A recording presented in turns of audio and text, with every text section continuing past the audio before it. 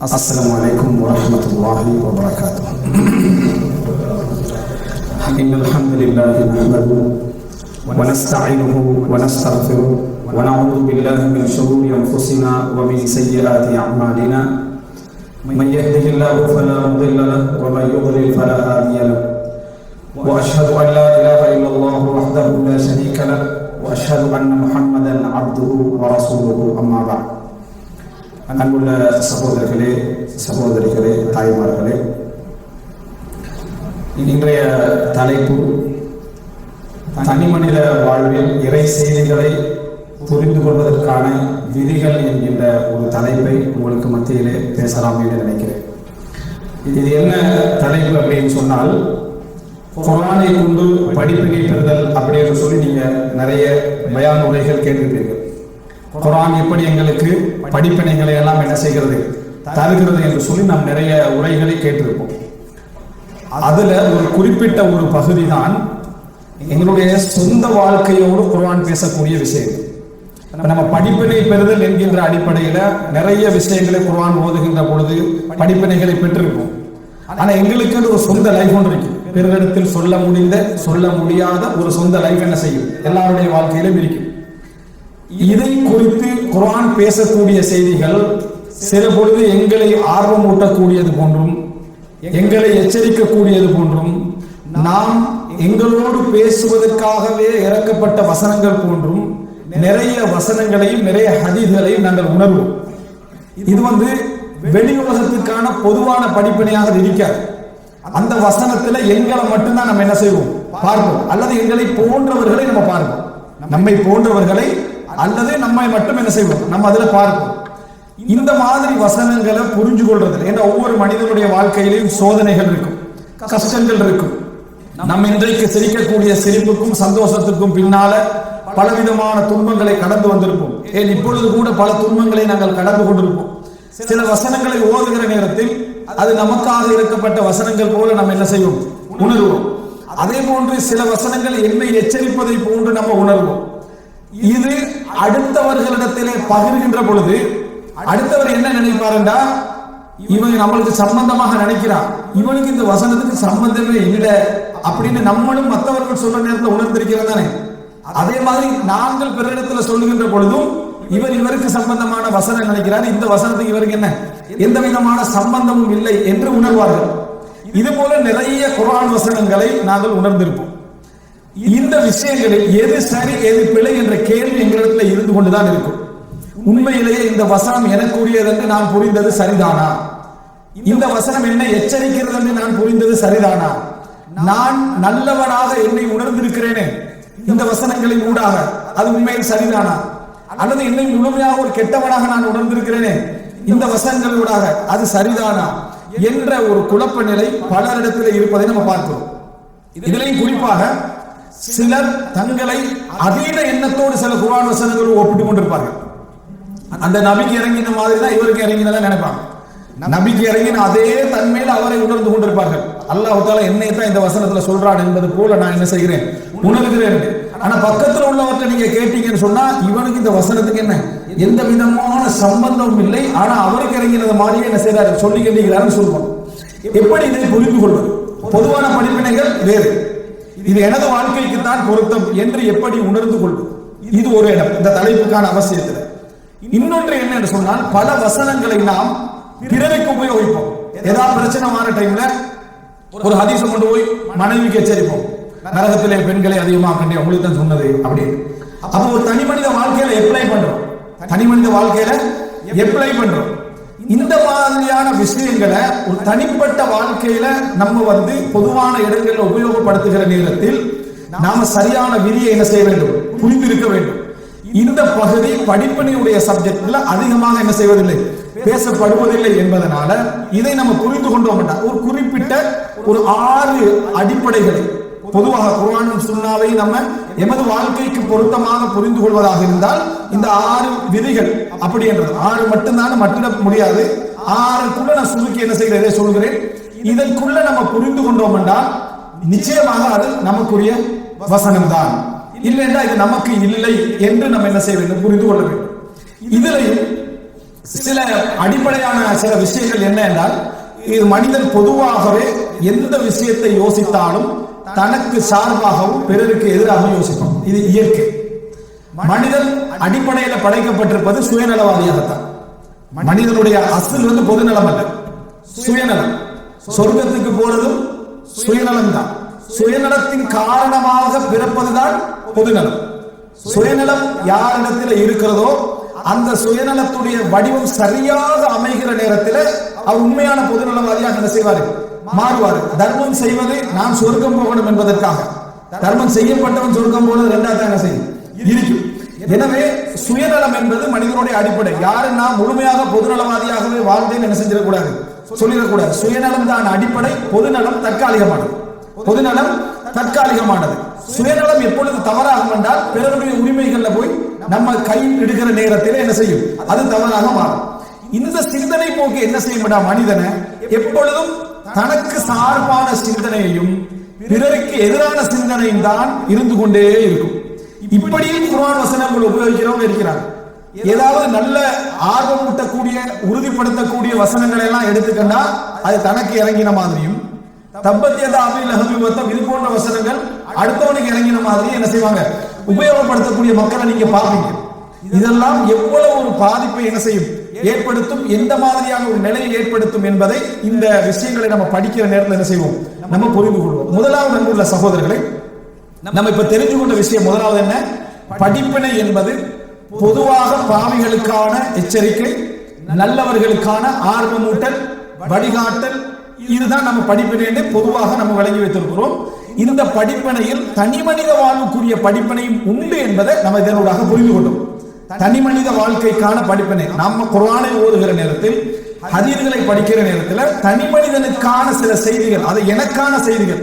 குர்ஆன் உங்களோடு பேசுவதற்கான அல்லாஹ் தஆலா வஹி என்ன செய்றான், அதுல இறக்கி வைத்திருக்கிறார். உங்களோட வாழ்க்கையை நோக்கி அது பேசும், உங்களோட வாழ்க்கையை நோக்கி அது பேசும். அது உங்களுக்குரியதாக மட்டும் நீங்கள் உணரக்கூடிய மாதிரியான படிப்பினை உண்டு என்றதை முதலாவது என்ன செய்ய வேண்டும், நாங்கள் புரிந்து கொள்ள வேண்டும். இத எப்பொழுதும் பொதுமைப்படுத்தி பேசக்கூடாது. இது முதலாவது அடிப்படை. நீங்க உங்களுக்காக உணர்ந்த சில விஷயங்களை பொதுமைப்படுத்தி என்ன செய்யக்கூடாது, பேசக்கூடாது. இது முதலாவது நம்ம புரிந்து கொள்ள வேண்டும். ஒரு விஷயத்தை நீங்க புரிந்து கொள்கிறீர்கள், அல்லாஹ் எனக்கு இதனூடாக ஒரு ஆறுதல் தருகிறான், இதனூடாக ஒரு வழிகாட்டுகிறான், என்னை உறுதிப்படுத்துகிறான் நீங்க நினைப்பீங்க. இதை அப்படியே கொண்டு போய் பக்கத்தில் உள்ள ஒரு ஆளுக்கு நீங்க என்ன செய்வீங்கன்னா, அல்லாஹ் தஆலா இதை உங்களுக்கு உறுதிப்படுத்த தான் இறக்கிக்கிறான் அப்படின்னு. அவர் பாவியாயிப்பார். அவர் என்ன செய்வாரு, கடுமையான பாவத்தில் ஈடுபட்டு இருப்பாரு, கடுமையான மோசமான செயலில் ஈடுபட்டு இருப்பாரு. நீங்க உணர்ந்த இன்பத்தை என்ன செய்வீங்கன்னா, அல்லாஹ் தஆலா ஒவ்வொரு மூமினுக்கு இதை என்ன செஞ்சுக்கிறான், இறக்கி வச்சுக்கிறான். நீங்க பாருங்க, அல்லாஹ் உங்களை உறுதிப்படுத்துகிறான் என்றதோட அவர் அந்த படிப்பினை எடுத்துட்டு போய் தொடர்ந்து பாவத்தில் என்ன செய்வாரு, ஈடுபட்டு இருப்பாரு. உங்களுக்கு உணர்ந்ததை அது உங்களுக்கான படிப்பினை, செய்தி அல்ல. செய்தியிலிருந்து நீங்க எடுத்துக்கொண்ட ஒரு படிப்பினை. உதாரணமாக வத்துஹா வல்லைலி இதா சஜா மா வத்தஅக ரப்புக வமா கலா. இது யாருக்கு இறங்கினது, ரசூல் ஸல்லல்லாஹு அலைஹி வஸல்லம் அவர்களை நேரடியாக விழித்து இறங்கிய வசனம். ஏதோ ஒரு மார்க்க விஷயத்தின் காரணமாக மக்கள் எல்லாம் உங்களை வெறுக்கிற நேரத்தில், அப்படி புரிஞ்சு கொள்றது சரியானதை நான் ரெண்டாவது வழங்கப்படுத்துவேன். புரிஞ்சுட்டீங்கன்னு, மக்கள் எல்லாம் உங்களை வெறுக்கிற நேரத்தில் நீங்க சூரத்து துஹா ஓதுறீங்க. வத்துஹா முற்பகலின் மீது சத்தியமாக, வல்லைலி இதா சஜா இரவு அது மூடிக்கொள்கின்ற பொழுது அதன் மீது சத்தியமாக நீங்க அதை ஓதி என்ன முடிச்ச பின்னால மா வத்தஅக ரப்புக வமா கலா, இறைவன் உங்களை வெறுக்கவும் இல்லை, இறைவன் உங்களை அதை கைவிடவும் இல்லை, உங்களை வெறுக்கவும் இல்லை என்று வசனத்தை ஓதுறீங்க. இதனூடாக இது ரசூலுல்லாஹ்வுக்கு நேரடியாக இறங்கிய வசனம். ஆனா உங்களோட மனசு நீங்க செய்த ஒரு மார்க்க விஷயத்தின் காரணமாக புறக்கணிக்கப்படுற நேரத்தில் அல்லாஹ் இந்த வசனத்தை உங்களை ஓத வச்சு உங்களோட கண்களால என்ன செய்யுது, கண்ணீர் போகுது. உங்களை ஒரு உறுதிப்படுத்த மாதிரி நினைக்கிறீங்க. நிச்சயமாக குர்ஆனில் உங்களோடு பேசியது என்றதை உணர்ந்து கொள்றதுக்கான அடுத்த விஷயம் நான் சொல்றேன். பேசிட்டு உங்களுக்கு என்ன கிடைக்குது, ஆறுதல் ஒன்று கிடைக்குது. அதே போல வலல் ஆகிரத்து கைருன் லக மினல் ஊலா, முந்தியதை விட பிந்தியது உங்களுக்கு என்ன சிறந்தது. அந்த வசனம் சொல்ற நேரத்தில் நீங்க உங்களை ஆறுதல் படுத்திக்கிறீங்க. இந்த இன்பமான உணர்வை நீங்க என்ன செய்றீங்கன்னா அடுத்தவரோட பகிர்ந்து கொள்றீங்க. யாரோட, அடுத்த மனிதனோட பகிர்ந்து கொள்றீங்க. பகிர்ந்து கொள்றவருடைய நிலைமை எதையுமே நீங்க பார்க்காம தான் பகிர்ந்து கொள்றீங்க. அப்படியா இல்லையா? 90% நான் அடைஞ்ச ஆறுதல் என்று சொல்லி அடுத்தவருக்கு பகிர்ந்து கொள்றீங்க. இந்த அடுத்தவருக்கு பகிர்ந்து கொள்ற நேரத்தில் பொதுமைப்படுத்தி பகிர்ந்து கொண்டார். பொதுமைப்படுத்தினா அல்லாஹ் தஆலா இது ஒவ்வொரு மூமினுக்கு என்ன செய்யறான், இறக்கி வைக்கிறான். வசனம் உண்மைதான். ஆனா அவர் எப்படி புரிஞ்சு கொள்றாருன்னா, அவர் அழுதுறாரு நீங்க சொல்ற டைம்ல, ஆனா அவர் தொழுது இல்லை, நோம்பு வச்சது இல்லை, அவர் என்ன வட்டி இத பிழைகளோட வாழ்றாரு. நீங்க சொன்னதை கேட்டு அவர் அழுந்து அவர் என்ன நினைச்சுக்கிறாருன்னா, மா வத்தஅக ரப்புக வமா கலா, இறைவன் உம்மை கைவிடவும் இல்லை உம்மை வெறுக்கவும் இல்லை அப்படி என்று அவர் புரிஞ்சுக்கிறார். இப்ப நீங்க செஞ்சது குர்ஆனின் பக்கம் அவரை அழைச்சதல்ல, அவர் ஏற்கனவே இருக்கிற பாத்தில அவரை உறுதிப்படுத்தியது, அவரை உறுதிப்படுத்தியது. இந்த இடம் நம்ம சரியாக கையாண்டு இருக்கிறோமா என்று பாருங்க. எத்தனை இடங்கள்ல நாங்க அனுபவித்த ஈமானிய இன்பத்தை பகிர்கிறோம் என்ற பெயரில் கெட்ட மனிதர்கள் நிறைய பேரை நம்ம உறுதிப்படுத்தி இருப்போம். கெட்ட மனிதர்கள் நிறைய பேரை உறுதிப்படுத்தி இருப்போம். மூமினான வட்டத்துக்குள்ள கொண்டு வந்து சேர்த்து இருப்போம். உண்மையிலே நீங்க எப்ப அவர்கிட்ட சொன்னா அது பொருத்தமாக இருந்திருக்கு தெரியுமா? உங்களுடைய இன்பத்தை பகிர்ந்தால் அவரும் இது போல ஒரு துன்பத்தில் ஈடுபடுற நேரத்தில் இதை நீங்க சொல்லி இருந்தால் சரியான பகிர்வது. அவரும் ஒரு மார்க்க விஷயம் என்ற செய்தி, அவரும் சோதிக்கப்பட்டு அவரும் துன்பத்தில் ஆளாகிக்கிற நேரத்தில் நீங்க இந்த வசனத்தை ஓதுங்க என்ன நீங்க இப்ப என்ன செய்றீங்க? இந்த வசனத்தின் மூலம் பெற்றுக்கொண்ட படிப்பினைங்க சரியான இடத்துல அவருக்கு என்ன செய்றீங்க? பகிர்றீங்க. ஆனால் அனுபவித்தவர்களில் 90% அப்படி பகிர்றதில்லை. தன்னை இன்பத்தை பகிர்றது, அவரோட கதைத்தாலே பேசினாலே அவர் பட்ட இன்பங்களா பகிர்ந்துட்டு அவருக்கு அவரை பத்தி பேசுறதா சந்தோஷமா இருக்கு. அவருக்கு அந்த மாதிரி பகிர்ற சந்தர்ப்பத்தில் கெட்டவர்கள் நல்லவர்கள் என்று பார்க்காமல் அவருடைய செயல்களை பார்க்காமல் நீங்க அடைந்த அந்த ஆறுதலை பகிர்கிற நேரத்தில் அது அவரை என்ன செய்யும்? அவர் வழிகாட்டின் பக்கம் உறுதிப்படுத்தி கொண்டே போகும். ஒருத்தருக்கு நீங்க சொல்றீங்க அவர் தவக்குலே இல்லாம வாழ்றவர், பொருளாதார முகத்தோடையே ஈடுபட்டு கொண்டிருப்பவர், மார்க்கத்துக்காக செலவழிப்பதே இல்லை. நீங்க இந்த வலல் ஆகிரத்து கைரும் லக்க மினல் ஊலா, உங்களோட எல்லா பொருளாதாரத்தையும் இந்த மார்க்கத்துக்காக இழந்து நஷ்டத்தில் நிக்கிறீங்க. பக்கத்தில் உள்ள நண்பருக்கு அந்த இன்பத்தை பகிர்ந்து கொள்றீங்க. எப்படி? வலல் ஆகிரத்து கைரும் லக்க மினல் ஊலா, உங்களுக்கு இந்த முந்தைய வாழ்க்கையோட பிந்தைய வாழ்க்கை சிறந்தது என்று நீங்க அவருக்கு இந்த இன்பத்தை பகிர்ந்தீங்கன்னா அவர் என்ன நினைப்பாரு? மக்கத்து காவல்கள் சொன்னது போல, நான் மரணித்து திருப்பி எழுப்பப்பட்டாலும் அங்கே இதே பணக்காரனா தான் நான் என்ன செய்வேன் இருப்பேன் என்று சொல்ற மாதிரி இந்த வசனத்தை புரிஞ்சு கொள்வாரா இல்லையா? இதை என்றைக்காவது நமக்கு கிடைக்கக்கூடிய ஒரு படிப்பினையில் எமக்கு சொந்த வாழ்க்கையில கிடைக்கக்கூடிய ஒரு விளக்கத்தை அடுத்தவரிடத்துல நம்ம பகிர்ந்து கொள்ற நேரத்தில் சொந்த இன்பத்துக்காக என்ன செய்யக்கூடாது? பகிரக்கூடாது. அவருக்கும் அது தேவைப்படுகிற நேரத்தில் மட்டும்தான் என்ன செய்யணும்? பகிர வேண்டும் என்று நம்ம யோசிச்சுக்கிறோமான்னு கேட்டால் அதிகமானவர்கள் இல்லை. இன்பத்தை பகிர்கிறோம் என்று பகிர்ந்திருக்கிறார்களே தவிர அவர்களுக்கு அது படிப்பினையாக கிடைக்குதா இல்லையா என்று சிந்தித்தது கிடையாது. இது முதலாவது அம்சம். ஏதாவது ஒன்றில் நீங்கள் தனிப்பட்ட ரீதியாக உங்களுக்கு உறுதிப்படுத்தக்கூடிய ஒரு வசனத்தின் இன்பத்தை அடைகிற நேரத்தில் அது உங்களோட வச்சு அதை என்ன செஞ்சீங்க? உங்களோடு வைத்துக் கொள்ளுங்கள். உங்களுக்கு அல்லாஹ் சில சூழ்நிலை ஏற்படுத்துவார். உங்களுக்கு ஏற்பட்ட சூழ்நிலை ஒருவருக்கு வரும், உங்களுக்கு ஏற்பட்ட சோதனை ஒருவருக்கு வரும். அவருக்கு நீங்க அதை ஷேர் பண்ணீங்கன்னு சொன்னா அவர் என்ன செய்வாரு? அதுல படிப்பினை பெற்றுக் கொள்வார். ரசூல் ஸல்லல்லாஹு அலைஹி வஸல்லம் அவர்களுக்கு அல்லாஹ் தஆலா மக்காலையே எல்லா நபிமார்களோட வரலாற்றை இறக்கி இருக்கிறார்.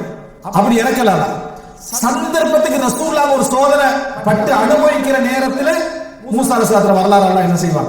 சொல்லுவான். உங்களை மாதிரிதான் என்ன அவர் கஷ்டப்பட்டாரு அப்படின்னு அல்லாஹ் தஆலா சொல்லுவான். வேதனை படுற நேரத்தில் ஒரு வசனத்தை இறக்கி என்ன யூசுப் அலைஹிஸ்ஸலாம் இந்த கஷ்டம் என்ன செஞ்சாரு பட்டாரு என்று அந்த உரிய நேரத்தில் மட்டும்தான் அல்லாஹ் தஆலா என்ன செய்யறான்? அதை உறுதிப்படுத்தினானே தவிர மற்ற இடங்கள்ல என்ன செய்யல, அந்த விஷயத்தை அல்லாஹ் தஆலா சொல்லவில்லை. அன்புள்ள சகோதரர்களே, இது முக்கியமான ஒரு இடம். தனிப்பட்ட ரீதியாக ஒவ்வொரு மனிதனுக்கும் படிப்பினை உண்டு. அந்த படிப்பினையுடைய நேரத்தில் நாம பெற்றுக்கொண்ட அந்த இன்பத்தையோ உறுதிப்படுத்தலையோ எச்சரிக்கையோ பொதுவாக என்ன செஞ்சிடக்கூடாது, அதை பொதுமைப்படுத்திடக்கூடாது. அந்த தேவையை அடுத்தவரிடத்தில் உணர்ந்தாலே தவிர. ஆனா என்ன பிரச்சனை தெரியுமா? நமக்கு இன்பத்தை அடுத்தவனுக்கு தேவைப்பட்டாலும் தேவைப்படாட்டியும் பகிர்றதுல இருக்கிற சுகம் இருக்குதானே வேற எதுல. நம்மளை பத்தி பேசுறது நிறைய பேரோட நீங்க பாருங்க, நீங்க எதையோ பேச எடுத்திருப்பீங்க, அவரை பத்தி பேசிட்டு போவார். நீங்க எதையோ எந்த வாப்பா இப்படி இருந்தார் எந்த வாப்பா அப்படித்தான் அப்படின்னு ஆரம்பிச்சாருன்னா உங்களோட வாப்பட செய்தி மூடிப்பட்டு அவருடைய வாப்பட செய்தி என்ன செஞ்சிரு போயிட்டே இருக்கு. உங்களோட சோகத்தை சொல்லுவீங்க 2 நிமிஷம், அவர் 2 ஹவருக்கு என்ன செய்வாரு அதை கண்டினியூ பண்ணிட்டு நீங்க சோதனையில உட்கார்ந்துட்டீங்க. சரியா? இப்படி நடக்குதா? இது மனிதனுடைய யாருக்கு தன்னுடைய இன்பத்தை பகிராமல் தன்னுடைய துன்பத்தை பகிராமல் தேவையான நேரத்தில் மட்டும் பகிர்ற கண்ட்ரோல் வருகிறதோ அது ஒரு பெரிய நிம்மதி. நீங்க அடுத்தவனுக்கு கொடுக்குற நிம்மதி. யாருக்கு? அடுத்தவனுக்கு கொடுக்கிற நிம்மதி. எப்பொழுதும் எல்லா மனிதனுடைய வாழ்க்கையிலும் தன்னை பற்றிய தேவைதான் அதிகமாக இருக்குமே தவிர உங்களை பற்றிய செய்தி அவருக்கு தேவையே இல்லை. அவருக்கு தேவையே இல்லை என்பதை நாம் என்ன செய்ய வேண்டும்? புரிந்து கொள்ள வேண்டும். இது தேவையில்லாம தேவையா இருக்கிறது வேற. ஆனா தவறாக புரிந்து கொள்கின்ற இடத்திற்கு வழி அமைச்சிடக்கூடாது. எங்களது சொந்த அனுபவங்களுடைய படிப்பினைகள் முதலாவது அம்சம். இதை நாம் என்ன செய்ய வேண்டும்? அடிப்படையாக நாம் புரிந்து கொள்ள வேண்டும். அடுத்ததாக அன்புள்ள சகோதரர்களே, இரண்டாவது அம்சம், இந்த குர்ஆன் வசனங்களின் ஊடாக நாம ஹதீஸ்களின் ஊடாக புரிந்து கொள்கிற நேரத்தில் அதை எப்படி புரிஞ்சுக்கணும்னு சொன்னால் இஸ்திஷ்ஆர். அதுக்கு சொல்றது என்னன்னா படிப்பினை என்பதையும் தாண்டி உள்ளம், அதாவது ஒரு உயிரோட்டத்தை பெறக்கூடிய மாதிரியான நிலைதான். உள்ளம் உயிரோட்டத்தை பெறக்கூடிய மாதிரியான நிலை. இது மிக முக்கியமான ஒரு பகுதி. குர்ஆனை ஓதக்கூடியவருக்கு, அந்த அதாவது செய்திகளை ஓதக்கூடியவருக்கு மிக முக்கியமான ஒரு பகுதி. அல் குர்ஆனை சாதாரணமாக படிப்பினைக்காக விளக்கத்திற்காக ஓதிக்கொண்டு போவதும் எமது சிச்சுவேஷனுக்காக அல்லாஹ் என்னோடு பேசுகிறான் என்கின்ற உணர்வுல ஓதுவதற்கு வித்தியாசம் இருக்கு. இதை நீங்க ரெண்டா பிரிச்சுக்கணும். இதை இரண்டாக பிரித்துக் கொள்ள வேண்டும். சொந்தமான ஒரு சோகம் இருக்கு, சொந்தமான ஒரு கவலை இருக்கு. இந்த கவலைகளை போய் நீங்க குர்ஆனை பெறட்டுறீங்க. இந்த குர்ஆனை நீங்க பெறட்டீங்கன்னா விரிச்சு ஓதுறீங்கன்னு சொன்னா குல்ஹுவல்லாஹ் ஓதினாலும் உங்களுக்கு அழுக வரும், சூரத்துல் ஃபாத்திஹா ஓதினாலும் அழுக வரும், இதா ஜாஅ நஸ்ருல்லாஹ் ஓதினாலும் அழுக வரும். இதெல்லாம் நீங்க எப்படி நினைச்சிடக்கூடாதுன்னா குர்ஆனுக்காக நான் அழுகிறோம் என்று நினைச்சிடக்கூடாது. குர்ஆனுக்காக அழுகிறோம் நினைச்சிருக்கேன். சோக பாட்டு கேட்டாலும் அதே நேரத்தில் அழுக வந்து விளங்கிட்டா? இந்த அழுகையை சமப்படுத்திடக்கூடாது. இந்த அழுகையை சமப்படுத்தி விடக்கூடாது. இதை குர்ஆனை ஓதி உங்களுக்கு வருகின்ற அழுகையால ஒரு நன்மை உண்டு. நீங்க தவறுக்கு போகாம குர்ஆனை விரிச்சீங்க, ஓதினீங்க, அதனால அழுதீங்கன்ற நன்மை உண்டு. அது எதனால வந்த அழுகை அல்ல, படிப்பினையால் வந்த அழுகை அல்ல. படிப்பினையால் வந்த அழுகை அல்ல. 7 பேருக்கு ஒருவருக்கு அல்லாஹ் தஆலா நிழல் கொடுப்பான்னு பார்க்கிறோம். அதுல என்ன வருது? ரஜுலுன் தக்கரல்லாஹ ஹாலியன் ஃபஃபாதத் ஐனாஹு. ஒரு மனிதர் தனியே இருந்து அல்லாஹ்வை சிந்தித்து அதனால் கண்ணீர் வந்தது. இது எங்களுக்கு எதனால் கண்ணீர் வந்தது? சொந்த சோகத்தால கண்ணீர் வந்தது. அடுத்த நாள் அதுக்கு அடுத்த நாள் குல்ஹுவல்லாஹ் ஓதும் அழுக வராது, சூரத்துல் ஃபாத்திஹா ஓதும் அழுக வராது. ஏன்? சோகம் முடிஞ்சது. சோகம் நமக்கு முடிஞ்சு போயிட்டா அழுக வராது. அந்த அழுகைக்கு நன்மை உண்டு. ஆனால் படிப்பினையால் வந்த அழுகை அல்ல. அன்புள்ள சகோதரர்களே, உண்மையான இஸ்திஷ்ஆர் சொன்னால் நீங்க குர்ஆனை நீங்க குடும்பத்துக்கெல்லாம் உபகாரம் செய்வீங்க, குடும்பத்துக்கெல்லாம் நன்மை செய்வீங்க. உங்களோட முழு நோக்கமாக அல்லாஹ் ஒருவனை வச்சு மட்டும்தான் நீங்க செய்வீங்க. நிறைய கஷ்டப்பட்டு செஞ்சிருப்பீங்க, நிறைய இல்லாத நேரத்தில் செஞ்சிருப்பீங்க. உங்களுக்கு ஒரு தடவை உங்களோட குடும்பத்துல யாருக்கோ ஒருவருக்கு உதவி செய்ய முடியாத ஒரு சிச்சுவேஷன் பல நிகழ்வுகளுக்கு மனித வாழ்க்கையில வெளிநாட்டுல வாழ்க்கக்கூடியவர்களால இதை நிறைய அனுபவிச்சுக்கிறதுனால சொல்றேன். சரியா?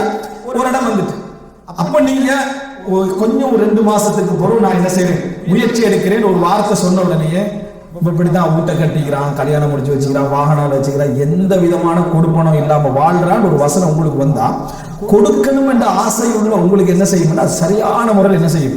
ஒரு வேதனைப்படுது, மனசு துடிக்கும். இந்த மாதிரி ஒரு நேரத்துல நீங்க தர்மம் சம்பந்தமான ஒரு குர்ஆன் வசனத்தை ஓதுகிற நேரத்தில் இன்னல்லாஹ லமஅல் முஹ்சினீன் அல்லது இன்னல்லாஹ லா யுதீஉ அஜ்ரல் முஹ்சினீன், உபகாரம் செய்தவர்களுடைய உபகாரத்தை ஒரு நாளும் அல்லாஹ் வீணாக்குவதில்லை என்ற ஒரு குர்ஆன் வசனத்தை ஓதுகிற சந்தர்ப்பத்தில் உங்களோட கல்வோடு அதை என்ன செய்யும்? ஒட்டும். அல்லாஹ் தஆலா ஒரு நாளும் முஹ்சின்கள் இஹ்சான் செய்தவர்களுடைய ஒரு சப்ஜெக்ட் அல்லாஹ் தஆலா என்றைக்குமே என்ன செய்வதில்லை, வீணாக்குவதில்லை. என்ற வசனம் ஓதுகிற நேரத்தில் உங்களுக்கு அந்த வசனத்தை உணர்ந்து கண்ணீர் வடியும். இதுதான் குர்ஆன் சொல்லக்கூடிய விஷயம். இதுதான் அல் இஸ்திஷ்ஆர், அதாவது மனது உணர்ச்சி பெறக்கூடிய இடம். இது ஒரு மூமினுக்கு குர்ஆன் ஓதுற சந்தர்ப்பத்தில் கட்டாயம் இருக்க வேண்டிய விஷயம். கட்டாயம் இருக்க வேண்டிய விஷயம். கஷ்டத்துல இருந்திருப்பீங்க, சிரமத்துல இருந்திருப்பீங்க. இப்படி வாழ்ந்து கொண்டு போன நீங்க நல்ல ஒரு வசதியான இடத்தை கஷ்டத்துக்கு பின்னால அடைஞ்சிக்கிறீங்க. இந்த மாதிரி நேரங்கள்ல எந்த ஏழை கேட்டாலும் நீங்க கொடுக்குறீங்க, எந்த அனாதை கேட்டாலும் நீங்க கொடுத்துக்கிறீங்க. அதனூடாக அல்லாஹ்விடத்தில் என்ன செய்றீங்க? கூலி எதிர்பார்க்கிறீங்க. இப்போ நீங்க ஒரு கஷ்டமான நேரத்துல கொடுத்துட்டு வம்புகாவ ஓதுறீங்க, அதுல என்ன வருது? அதாவது நீங்கள் அம்மல் யதீம ஃபலா தக்ஹர் வ அம்ம ஸாயில ஃபலா தன்ஹர் வ அம்மா பிநிஅமதி ரப்பிக ஃபஹத்திஸ்.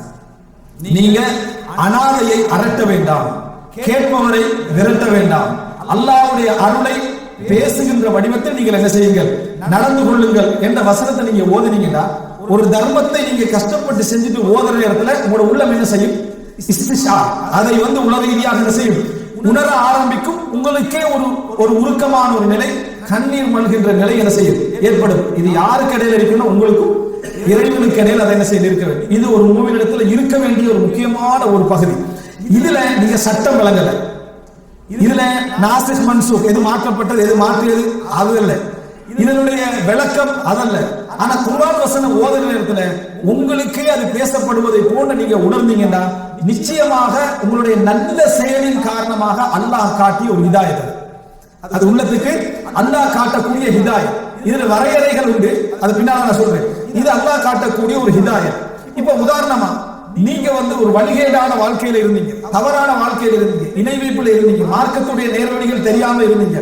இன்றைக்கு நீங்களும் நேர்வழியில இருந்து, உங்களோட குடும்பமும் நேர்வழியில இருந்து, எல்லோரும் மார்க்கத்தோடு வாழக்கூடிய ஒரு சூழ்நிலையில உங்களுக்கு ஒரு நிர்பந்தமாக ஒரு ஹராத்துக்கு போக வேண்டிய ஒரு நிலை ஏற்படுது. ஒரு வட்டி, ஒரு இணை வைப்பு, அல்லது ஏதோ ஒரு நிலைமை தடுமாறி கட்டிக்கிறீங்க, கோபமா மானமான தடுமாறி கட்டிக்கிறீங்க. அந்த டைம்ல நீங்க ஒரு சூறா ஓதுறீங்க, அலம் நஷ்ரஹ் லக ஸத்ரக் வவதஅனா அன்க விஸ்ரக், உமக்கு உமது இதயத்தை நாம் விரிவாக்கவில்லையா, உங்கள் சுமைகளை நாம் உம்மை விட்டு இறக்கவில்லையா, உமது புகழை நாம் உயர்த்தவில்லையா சொல்லிட்டு ஃபஇன்ன மஅல் உஸ்ரி யுஸ்ரா, கஷ்டத்தோடு இன்பம் இருக்கிறது இந்த வசனத்தை நீங்க ஓதுனீங்கன்னா, அந்த கருத்தோட நீங்க ஓதக்கூட உள்ள நிச்சயமாக இவ்வளவு நாள நான் இப்படி வாழ்ந்துட்டு இப்படி போகணுமா என்ற உணர்ச்சி அது உங்களுக்கு என்ன செய்யும்? அந்த வசனத்தை ஓதுற டைம்ல அது தரும். அதே போல வலல் ஆஹிரத்து கைருல் லக மினல் ஊலா வல ஸௌஃப யுஅதீக ரப்புக ஃபதர்தா, உங்களுக்கு முந்தியதை விட பிந்தியது என்ன சிறந்தது, உமக்கு உமது இறைவன் தருவான், நீங்கள் பொருந்திக் கொள்வீர்கள் என்றதெல்லாம் உங்களுக்கு எதை உண்டாக்கும்? சபரை உண்டாக்கும், பொறுமையை உண்டாக்கும், உங்களுக்கு ஒரு நல்ல ஒரு உணர்ச்சியை உண்டாக்கும். இதுக்கு பேர் ஹிதாயத்துல் கல்ப். உள்ளத்துக்கு அல்லாஹ் தஆலா உங்களோடு உங்களுக்கெனவே பேசக்கூடிய செய்திகள் அந்த நேரம். அது குர்ஆனை அல்லாஹ் உங்களுக்கு ஓத வச்சார். அதனால தான் சொல்றது, உலமாக்கள் எல்லோரும் சொல்லக்கூடிய விஷயம், அடிக்கடி குர்ஆனோட என்ன செய்யுங்க, தொடர்பாக இருங்கள். காரணம், இறைவன் எங்களோடு பேசுவதற்குள்ள ஒரே வழி இது அல் குர்ஆன். அல்லாஹ் தஆலா நமது ஓதி உணர்கின்ற நேரத்தில் குர்ஆனின் ஊடாக அல்லாஹ் தஆலா வழிகாட்டுகிறார். இன்ன ஹாதல் குர்ஆன யஹ்தி லில்லதி ஹிய அக்வம், எது மிகவும் உறுதியானதோ அதன் பக்கம் இந்த குர்ஆன் என்ன செய்கிறது? வழிகாட்டுது, அது வழிகாட்டும். இது ஹிதாயத்திலும் தான், இந்த மனிதனுடைய வாழ்க்கையில் ஏற்படக்கூடிய அந்த ஹிதாயத்திலும் தான். எனவே அன்புள்ள சகோதரர்களே, இது ஒரு முஃமினுடைய பண்பாடு. குர்ஆனை ஓதுகிற நேரத்தில் அப்பப்போ தனது வாழ்க்கையோடு அது பேசுகிறது என்கிற நேரம். நீங்க பாவம் செய்து கொண்டிருக்கிறீர்கள், பாவம் செய்து கொண்டிருக்கிறீர்கள், ஆனா நீங்க சந்தோஷமா வாழ்றீங்க, மகிழ்ச்சியா வாழ்றீங்க, நன்மை செய்த ஒருத்தரை நீங்க பாக்குறீங்க, துன்பத்துல வாழ்ந்து கொண்டிருக்கிறார். நீங்க உண்மையான ஈமானிய உணர்வு உள்ளவராக இருந்தால் குர்ஆனை ஓதுகிற நேரத்தில் நாம் அவர்களுக்கு பொருளாதாரங்களையும் செல்வங்களையும் வழங்கி கொண்டிருப்பதெல்லாம் அவர்களுக்கு நாம் உதவி செய்வதாக அவர்கள் எண்ணிக்கொண்டார்களா என்ற வசனத்தை நீங்க ஓதுங்க, உங்களுக்கு என்ன உணர்வு வரும்? அப்ப எனக்கு தந்து கொண்டிருக்கக்கூடியது எனது பாவத்துக்கு மேலான எனக்கு கிடைச்சி கொண்டிருக்கிறது, எனக்கு தண்டனையா இருக்குமோ என்ற எண்ணம் வருமா இல்லையா? இந்த எண்ணம் அல்லாஹ் உங்களுக்கு தரக்கூடிய ஒரு ஹிதாயத். இந்த எண்ணம் அல்லாஹ் உங்களுக்கு தரக்கூடிய ஒரு ஹிதாயத். சனஸ்தத்ரிஜுஹும் மின் ஹைது லா யஅலமூன், அவர்கள் தெரியாத வண்ணம் அவர்களை நான் பிடிப்பேன் என்று அல்லாஹ் தஆலா சொல்லக்கூடிய வசனம் உங்களுடைய உள்ளத்துல என்ன செய்யும்? தனிப்பட்ட ரீதியான ஒரு உணர்வை உங்களுக்கு என்ன செய்யும்? ஏற்படுத்தும். அன்புள்ள சகோதரர்களே, இது ஒரு முஃமினுக்கு குர்ஆன் ஓதக்கூடிய இடத்துல உங்களுக்கு இருக்க வேண்டும். இந்த உணர்வோடு குர்ஆனை நீங்க அணுகினீங்கன்னா, நீங்க எந்த சூரத் ஓதினாலும் உங்களோட லைஃப்ல ஒரு சம்பந்தம் அதுக்கு தெரிய வரும். உதாரணமா இதா ஜா நஸ்ருல்லாஹி வல் ஃபத்ஹ், அது எதுக்கு இறங்கின வசனம்? மக்கா வெற்றியை முன்னறிவிப்பு செய்து இறங்கிய வசனம். இதை நீங்க உங்களுடைய வாழ்க்கையில கஷ்டப்பட்டு அடைந்த எந்த வெற்றியை உணர்கிற நேரத்தில் இந்த வசனத்தை நீங்க ஓதுனீங்கன்னு சொன்னால் அது உங்களோடு பேசும். ஏன்னா ரசூல் ஸல்லல்லாஹு அலைஹி வஸல்லம் அடைந்த வெற்றி மிகப்பெரிய ஒரு வெற்றி. இதா ஜா நஸ்ருல்லாஹ், அல்லாஹ்வுடைய உதவி என்றாங்க. யார் உதவி? அல்லாஹ்வுடைய உதவி என்றாங்க. வெற்றி அந்த வெற்றி கிடைச்சது ரசூலுங்களுக்கு. வெற்றி அல்லாஹ்வுடைய உதவி என்று அல்லாஹ் தஆலா சொல்லலாங்க.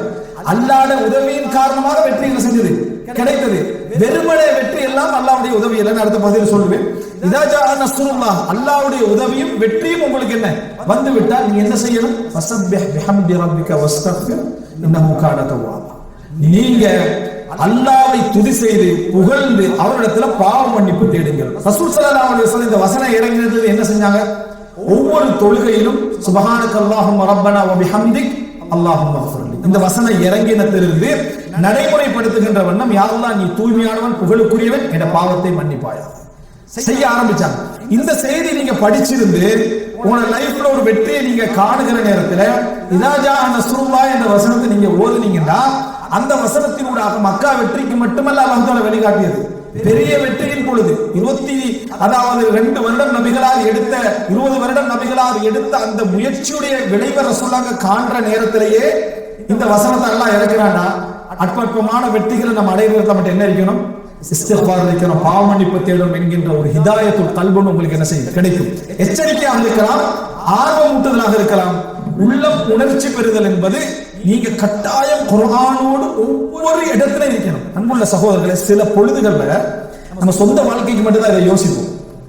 நான் இப்ப சொல்லக்கூடிய அந்த படிப்பு, அந்த ஹிதாயத்துல் கல்பென்ற உணர்ச்சியை சொந்த வாழ்க்கைக்கு மட்டும்தான் யோசிப்போம். சொந்த வாழ்க்கைக்கு மட்டுமல்ல, ஈமானிய போராட்டத்தோடு தவா களத்தில் இருக்கிறாங்களே, முஸ்லிம் அல்லாத மக்களுக்கு பிரச்சாரம் செய்து கொண்டு, கிறிஸ்தவர்களுக்கு பிரச்சாரம் செய்து கொண்டு, சரியான அகீதாவை எடுத்து சொல்லிக் கொண்டிருக்கிற நேரத்தில் அந்த ஒரு ஒப்பீட்டிலும் நமது அகீதாவுடைய போராட்டம் தானே குர்ஆன் அகீதாவுடைய போராட்டம். அதிலும் நீங்க நிறைய படிப்பினைகளை உணர்வீர்கள். உதாரணமாக மூமின்களை அல்லாஹ் ஆர்வப்படுத்தி சொல்லக்கூடிய விஷயத்துல சூரா அலிஃப் லாம் மீம் தாலிகல் கிதாப் லா ரைப ஃபீஹி ஹுதல் லில் முத்தகீன் என்ற வசனம் இருக்குது. அது அல்லாஹ் தஆலா என்ன சொன்னான்? அதாவது அவர்களுக்கு இறக்கப்பட்ட வேதங்களையும் ஈமான் கொள்வார்கள், முன்னே இறக்கப்பட்ட வேதங்களையும் அவர்கள் ஈமான் கொள்வார்கள் அல்லாஹ் தஆலா சொல்றான். யாரை பத்தி பேசுறான்? ஈமான் கொண்டு எங்களை பத்தி பேசுறான். ஈமான் கொண்டிருக்கக்கூடிய மூமின்களை பற்றி பேசுறான். நான் ஒருத்தர் தஹ்வா களத்தில் அதில் இருந்து கொண்டிருக்கிறார் என்றால் அவருக்கு அந்த உணர்ச்சியுடைய அந்த வேகம் விளங்கும். அப்படின்னா சில நேரங்கள்ல எங்க லைஃப்ல சம்பந்தப்படாதது போலோ அல்லது நாம பழகி போன விஷயத்தின் போலோ நம்ம போனோம்னா சில விஷயங்கள்ல என்ன செய்யாது, எங்களுக்கு அந்த உணர்ச்சி வராது. தவா களத்துல அஹ்லுல் கிதாப் வேதக்காரர்களோடு பேசிக் கொண்டிருக்கக்கூடிய மக்களுக்கு அந்த இடங்களை தாண்டி போற சந்தர்ப்பத்தில் என்ன செய்யும், ஒரு மிகப்பெரிய உணர்வு என்ன செய்யும், ஏற்படும் என்பதை நாம் என்ன செய்ய வேண்டும், புரிந்து கொள்ள வேண்டும். அதனாலதான் பாவங்களை அல்லாஹ்வை தவிர மன்னிப்பவன் யார் என்ற வசனத்தை ஓதி நேரத்தில் ஒரு கிறிஸ்தவ ஃபாதர் இஸ்லாத்தை ஏற்றுக்கொள்கிறார். காரணம், அது நமக்கு சாதாரணமாக போகின்ற வசனம், பழகி போன வசனம். ஆனா அவருக்கு அது எச்சரிக்கக்கூடிய வசனம். அவருக்கு என்ன, மன்னிக்க கூடியவன் படைச்ச ரப்பை தவிர வேற யாருக்கு அதிகாரம் இல்லை என்பது அவரை எச்சரிக்கக்கூடிய வசனம் என்று உணர்ந்ததனால அவர் இஸ்லாத்துக்கு என்ன செய்யறாரு, வருகிறார். எனவே நம்ம எதோடெல்லாம் எங்களோட லைஃபை சம்பந்தப்படுத்தி கொண்டிருக்கிறோமோ அந்த ஒவ்வொரு இடத்திலும் குர்ஆன் எங்களுக்கு என்ன செய்யும், ஒரு உணர்ச்சியை தந்து கொண்டே இருக்கும் என்பதை நம்ம அடிப்படையாக புரிந்து கொள்ள வேண்டும். ஆனால் சில நேரங்கள் சில வசனங்கள்ல எங்களுக்கு அந்த உணர்ச்சியை பெற முடியாமல் போவதற்கான காரணங்கள் உண்டு. மனித மூளை எப்படி தெரியுமா இருக்கும், பழகிறதுக்கு முன்னால ஞாபகப்படுத்தி கொண்டே இருக்கணும், பழகிய பின்னால செஞ்சதை ஞாபகப்படுத்தணும். இது மனிதனுடைய இயற்கை. டிரைவிங் பழகிற மாதிரி, டிரைவிங் பழகிற டைம் என்ன செய்வோம், இதை பாரு அதை பாரு புடி பிரேக் எல்லாம் யோசிச்சு பிடிச்சிட்டு அப்படின்னா என்ன, மூளைக்கு யோசனைக்கு எடுத்து செஞ்சு கண்டிப்போம். அதுக்கப்புறம் ஈக்குவலான ஒரு நிலைமை வரும், யோசிச்சு பிடி டக் டக் டக்குன்னு செஞ்சுட்டு வரும். மூணாவது நிலைமை என்ன வருதுன்னா, பிடிச்சமா இல்லையானே நமக்கு என்ன தெரியாது, அது தானா நடந்துக்கணும். இதான் மூளை. மனநம் இருந்து பிடித்தான், மனநம் இருக்கிற நேரத்துல சொல்லி சொல்லி சொல்லி மனநம் விடுவோம். அதுக்கு ஒரு அப்பப்ப ஞாபகம் வரும். அதுக்கு பிறகு சூரத்தில் பாத்தீங்கன்னா ஓதினமாண்டு ருக்கு போன சந்தேகம் வரும். ஏன், பழகினதுனால மூளை அதை செஞ்சு பழகிடும். செஞ்சு பழகினா ஞாபகப்படுத்தித்தான் நம்ம செஞ்சோம்ன்றதையே ஞாபகம் வச்சுக்கல, அவ்வளவு வேகமா என்ன செய்வோம் போகும். நிறைய பேர் நல்ல பழக்கமான விஷயத்துல செஞ்சமான சந்தேகம் வரும். காரணம், வேகமா நம்ம செயல்பட்டுருவோம். மூளை அதுக்கு போறதான் என்ன செய்யும், செயல்படும். காரம் மூடி நம்ம திருப்பி லோக் பண்றது, கதவு மூடி நம்ம திருப்பி லோக் பண்றது, 4 ரக்காத்தா 3 ரக்காத்தா பழகிட்டா பழகி போன விஷயங்கள்ல சிந்தனை சம்பந்தப்படாது. அது வஸ்வாசலாம் இல்ல, அது வஸ்வாசலாம் இல்ல. பழகினால் இப்ப சூரத்துல் ஃபாத்திஹா யாராவது யோசிச்சு ஓதுறமா, மனநத்தை இல்ல. புதிய பாடமாக்கின சூறாவை என்ன செய்வோம், யோசிச்சு ஓதுவோம். காரணம் என்ன, பாடமாக்கிட்டு இருக்கிறோம். அடிப்படையிலேயே பழகி போன ஒரு விஷயத்தை யாரும் மூளையோடு சிந்தித்து செய்வதில்லை. இது போல எங்களுக்கு கிடைச்ச நிறைய ஞாபகத்துக்கள் நம்ம பழகிட்டோம், ஏகத்துவம் பழகிட்டோம், இன்னும் எத்தனையோ விஷயங்கள் பழகிட்டோம். அதனால அந்த வசனங்களை குல்ஹுவல்லாஹு அஹத் என்று ஓதுற நேரத்துல நிறைய பேருக்கு அதுக்கான சரியான ஒரு உணர்ச்சி என்ன செய்வதில்லை, வருவதில்லை. அந்த உணர்ச்சிகளை நீங்க பெற வேண்டும் என்றால் ஏகத்துவம் இல்லாதவர்களுக்கு நீங்க ஒரு தஅவால ஈடுபட்டுக் கொண்டிருந்தீங்கன்னா அந்த குல்ஹுவல்லாஹு அஹத் உங்களை என்ன செய்யும், உயிர்ப்பிக்க செய்யும், அதை உங்களை தூண்ட செய்யும். அப்ப எனவே அன்புள்ள சகோதரர்களே, இஸ்திஷார் நல்ல விஷயங்களை குர்ஆனின் ஊடாக ஹிதாயத்தை உணர்தலும் கெட்ட விஷயங்களை எச்சரிக்கிறதாக உணர்தலும் மிக முக்கியமான பகுதி குர்ஆனுடைய. இஹ்தினஸ் ஸிராத்தல் முஸ்தகீம், எங்களுக்கு நேரான பாதையை காட்டு என்றது இஸ்லாத்தின் பக்கம் வழிகாட்டுவது மட்டுமல்ல, உங்களோட லைஃப்ல ஒவ்வொரு செகண்டும் நீங்க தடுமாறாமல் இருக்கக்கூடிய வழிகாட்டலை அது என்ன செய்யும், அது குறிக்கும். அந்த குறித்தல் என்பது குர்ஆனின் ஊடாக நம்ம படிப்பினை பெறுவதன் ஊடாகத்தான் இருக்கும். அந்த படிப்பினை பெறுவதற்கு பிராக்டிகலா எங்க லைஃப்ல எல்லா பகுதிகளும் சம்பந்தப்படுகிற நேரத்தில் அது என்ன செய்யும், அது உருவாகும்.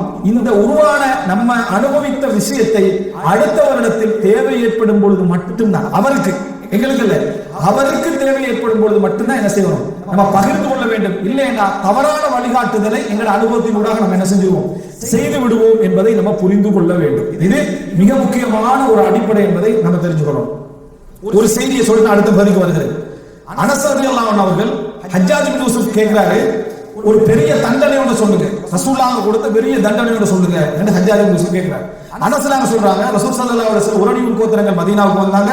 அவங்க ஒரு என்னது, அதாவது மதீனாவுடைய கிளைமேட் அவங்களுக்கு ஒத்து வரல, இஸ்லாத்துக்கு வந்தாங்க. ரசூல் ஸல்லல்லாஹு அலைஹி வஸல்லம் வந்து ஒட்டகத்துடைய சிறுநீரையும் பாலையும் கலந்து குடிக்குமாறு சொன்னாங்க, குடிச்சாங்க. அதுக்கு பின்னால உடம்பெல்லாம் என்ன செஞ்சு தேறிச்சு. தேறின பின்னால காவலுக்கு இருந்தவர்களுடைய கண்களை எல்லாம் குத்தி குருடாக்கி விட்டு அவர்களை வெயில்ல போட்டுட்டு ஒட்டகங்களை என்ன செஞ்சாங்க, ஓட்டி விட்டு போனார்கள். உடனே ரசூலுல்லாஹ் அவர்களை தேடி கண்டுபிடித்து அதே தண்டனை அவர்களுக்கு என்ன செய்தார்கள், வழங்கினார்கள் என்ற செய்தி அனஸ் ஹஜ்ஜாஜ் இப்னு யூசுப் சொல்றாங்க. ஹசன் பஸ்ரி ரஹ்மத்துல்லாஹி சொல்றாங்க, அனஸ் ரலியல்லாஹு அன்ஹு அவர்கள் இந்த செய்தியை ஹஜ்ஜாஜ் இப்னு யூசுப் சொல்லாமல் இருந்திருக்க வேண்டும் என்று நான் விரும்புகிறேன். ஏண்டா சப்ஜெக்ட் சரி, படிப்பனை நம்ம யார்கிட்ட சொல்றோம், ஹஜ்ஜாஜ் இப்னு யூசுப். ஹஜ்ஜாஜ் இப்னு யூசுப் வளமை என்ன, அநியாயமான முறையில் தண்டனை கொடுத்துக் கொண்டிருக்கக்கூடிய வளமையில் அவர் என்ன செய்யறாரு, இருந்து கொண்டிருக்கிறாரு. அவர் தன்னை சரியான நிலையில் நினைத்துக் கொண்டு அநியாயமா தண்டனை கொடுத்துக் கொண்டிருக்கிற இந்த செய்தியை சொல்ல மாட்டா, அவர் என்ன அடுத்த நிலைமை மாறுவாரு, இன்னும் கொஞ்சம் பவரா என்ன செய்யணும், தண்டனை கொடுக்கணும் என்ற நிலைமைக்கு மாறுவாரா இல்லையா, மாறுவார். இது மாதிரியான வேலைகளை எங்கட படிப்பினை மூலமாக நம்ம என்ன செய்யக்கூடாது, பகிர்ந்து விடக்கூடாது. தேவை ஏற்படுகின்ற பொழுது, அவருக்கான அவசியம் ஏற்படுகின்ற பொழுதுதான் இந்த ஹிதாயத்தை என்ன செய்யணும், நாம பகிர்ந்து கொள்ள வேண்டும். இது முக்கியமான இரண்டாவது அம்சம். மூன்றாவது சகோதரர்களே, எப்பொழுது படிப்பினை ஒன்று நமக்கு ஏற்படுகிறது, ஆறுதல் ஒன்று குர்ஆன் வசனத்தினூடாக நமது வாழ்க்கையில ஏதோ ஒரு பகுதிக்கு கிடைக்கிறது, அல்லது எச்சரிக்கை ஒன்று நம்ம என்ன செய்கிறோம், உணர்கிறோம் என்றால் அது 100% எனக்குத்தான் என்று நினைக்க கூடாது. இது 100% குர்ஆன் என்னோடு 100% வழங்கக்கூடிய ஆறுதல் என்று நினைக்க கூடாது. இது ஒரு மிக முக்கியமான ஒரு இடம். இதனால்தான் மனிதனுக்கு இஅஜாப் வளர்றது. இஅஜாப்னா சுய திருப்தி என்ன செய்யறது, வளருவது. நான் தான் என்ற சிந்தனை என்ன செய்வது, வளரும். இவர் ஒன்றுக்கு சிந்திப்பாரு, இரண்டாவது சிந்திப்பாரு, மூணாவது சிந்திப்பாரு, நாலாவது, அஞ்சாவது, ஆறாவது, எட்டாவது அவரை ஒரு மகானாக உணர்வார். அவர் என்ன செய்வாரு, மகானாக உணர்வார். நீங்க பலருடைய பேச்சில் இதை கேட்கலாம். இது டேஞ்சரான ஒரு இடம்.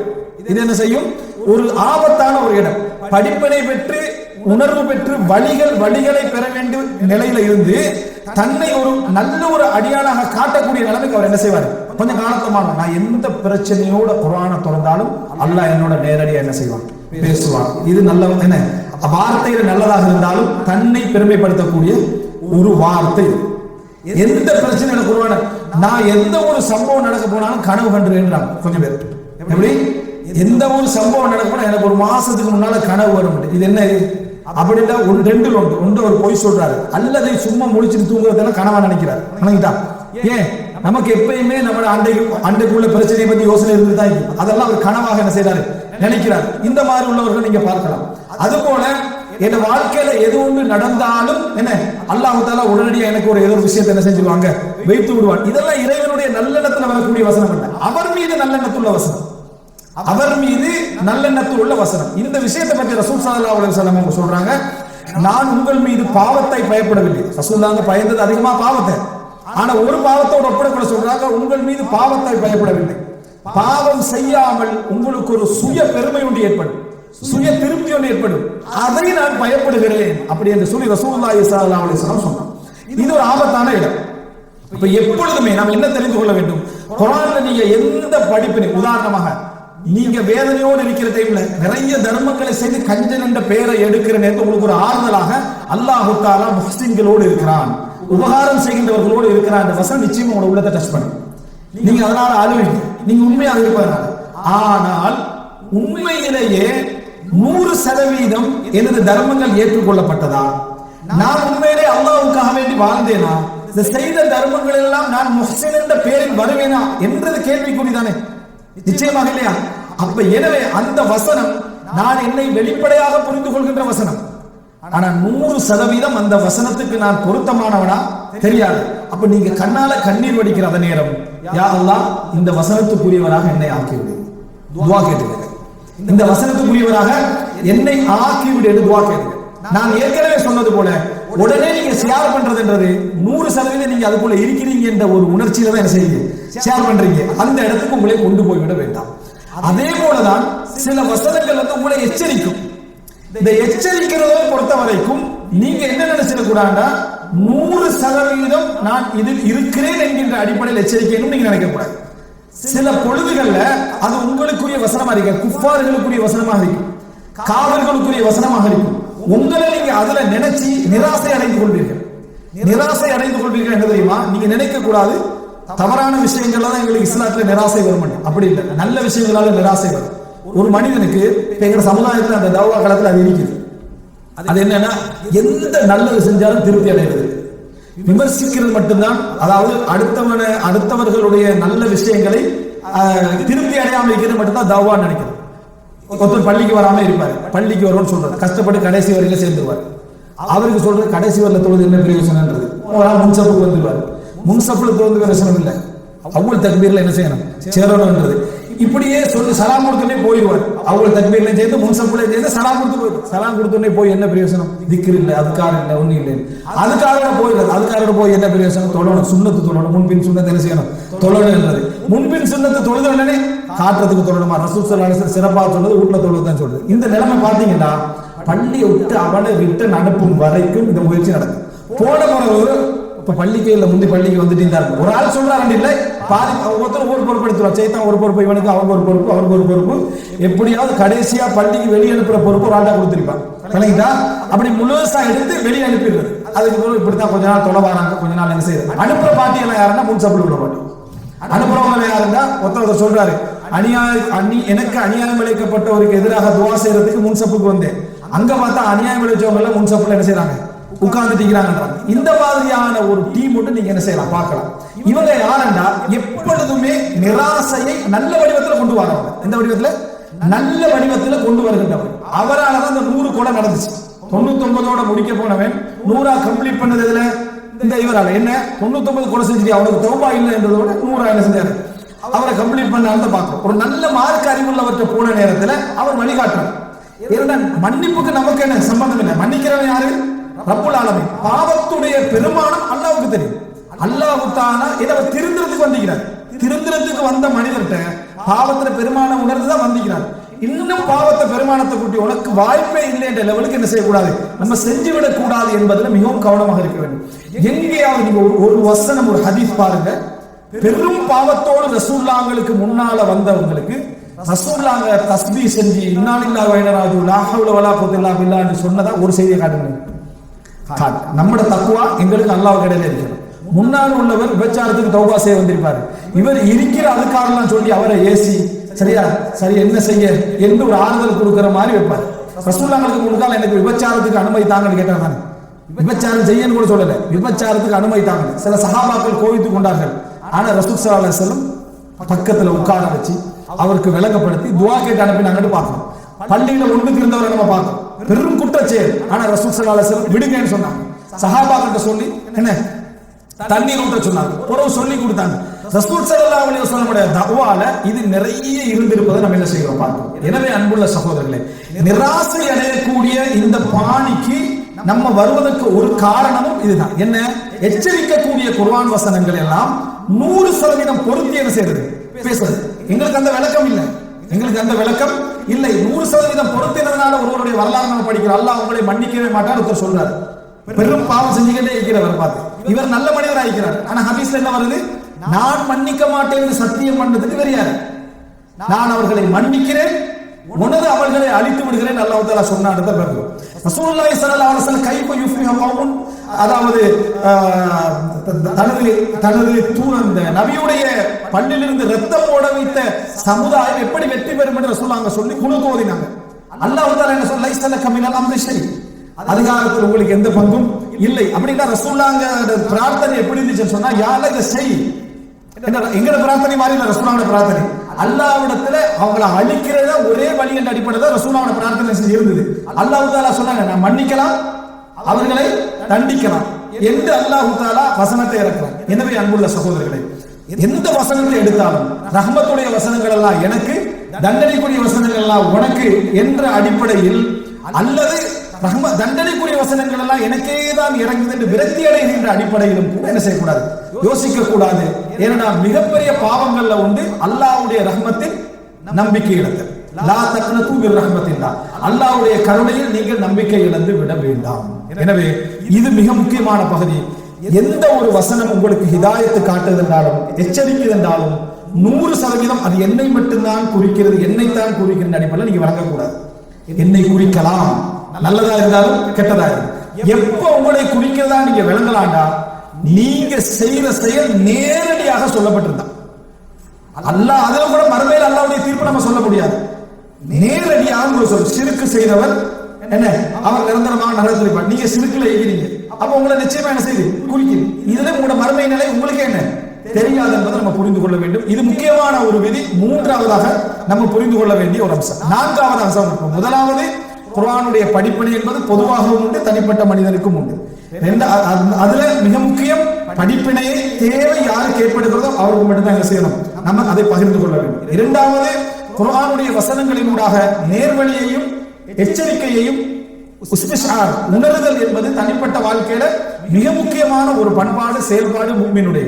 மூன்றாவது சகோதரர்களே, அது எப்பொழுதும் 100% என்னையே குறிக்கிற என்ற விளக்கத்தை நம்ம என்ன செய்யக்கூடாது, எமக்கோ பிறருக்கோ நம்ம அதை சொல்ல இருக்கலாம் என்ற அடிப்படையில் மாத்திரம்தான் அணுக வேண்டும். அது எங்களுக்கு சுய பெருமையையும் இல்லாமலாக்கும், மற்றவர்கள் மீது பெருமை அடிப்பதையும் என்ன செய்யும், அது இல்லாமலாக்கும். நான்காவது, எந்த வசனத்தை ஓதி அது எங்களுக்கு உணர்வை ஏற்படுத்தி ஹிதாயத்தை ஏற்படுத்தினாலும் அதனது மறுபக்கங்களை மறந்துவிடக்கூடாது. உதாரணமா அல்லாஹ் தஆலா உபகாரம் செய்யக்கூடியவர்களோடு இருக்கிறான் வசனத்தை ஓதி எங்களுக்கு உணர்வு வருகின்ற நேரத்தில் நம்ம தொழாமலாக இருக்கும், நோன்பு வைக்காம இருக்கும், அல்லது உபகாரத்தை மறுத்த பல கட்டங்கள் எங்களுக்கு என்ன செய்யும் இருக்கும். அப்போ நினைச்சு பாருங்க, இதெல்லாம் தான் மறந்துடுவோம். இந்த மூணு என்ன செஞ்சிருவோம், மறந்து விட்டு தான் இந்த வசனத்தை நம்ம என்ன செய்வோம், ஓதுவோம். இப்ப அல்லாஹ் தஆலா அந்த வசனத்தை சொல்லுகிற நேரத்தில் எல்லா விஷயத்திலும் உங்களுக்கு ஒரு பூரணத்துவம் இருப்பதை தான் அல்லாஹ் தஆலா சொல்றான். பூரணத்துவம்னா மனிதன் லெவல்ல நீங்க 5 நேரம் தொழாமல் இருக்கிறீர்கள் என்பதனால இதிலிருந்து வெளியே போகலாம். 5 நேரம் தொழாமல் இருப்பவர் என்பதனால நீங்க இந்த இடத்துல என்ன செய்யலாம், வெளியே போகலாம். அல்லது நோன்பை நீங்க விட்டு விட்டு பிடிப்பவர் என்பதனால இந்த முஹ்ஸின் என்ற வார்த்தையிலிருந்து நீங்க என்ன செய்யலாம், வெளியேறலாம். அல்லது வேற வேற நிராகரிப்பு, நீங்க ஊருக்கெல்லாம் நன்மை செய்யக்கூடிய நல்ல மனிதராக இருப்பீங்க, தாயோடு 10 வருஷம் பேசாம இருப்பீங்க. அப்ப எப்படி நீங்க முஹ்ஸின் என்ற பட்டத்துக்குள்ள வரலாம், நீங்க வராமல் என்ன செய்யலாம், போகலாம்.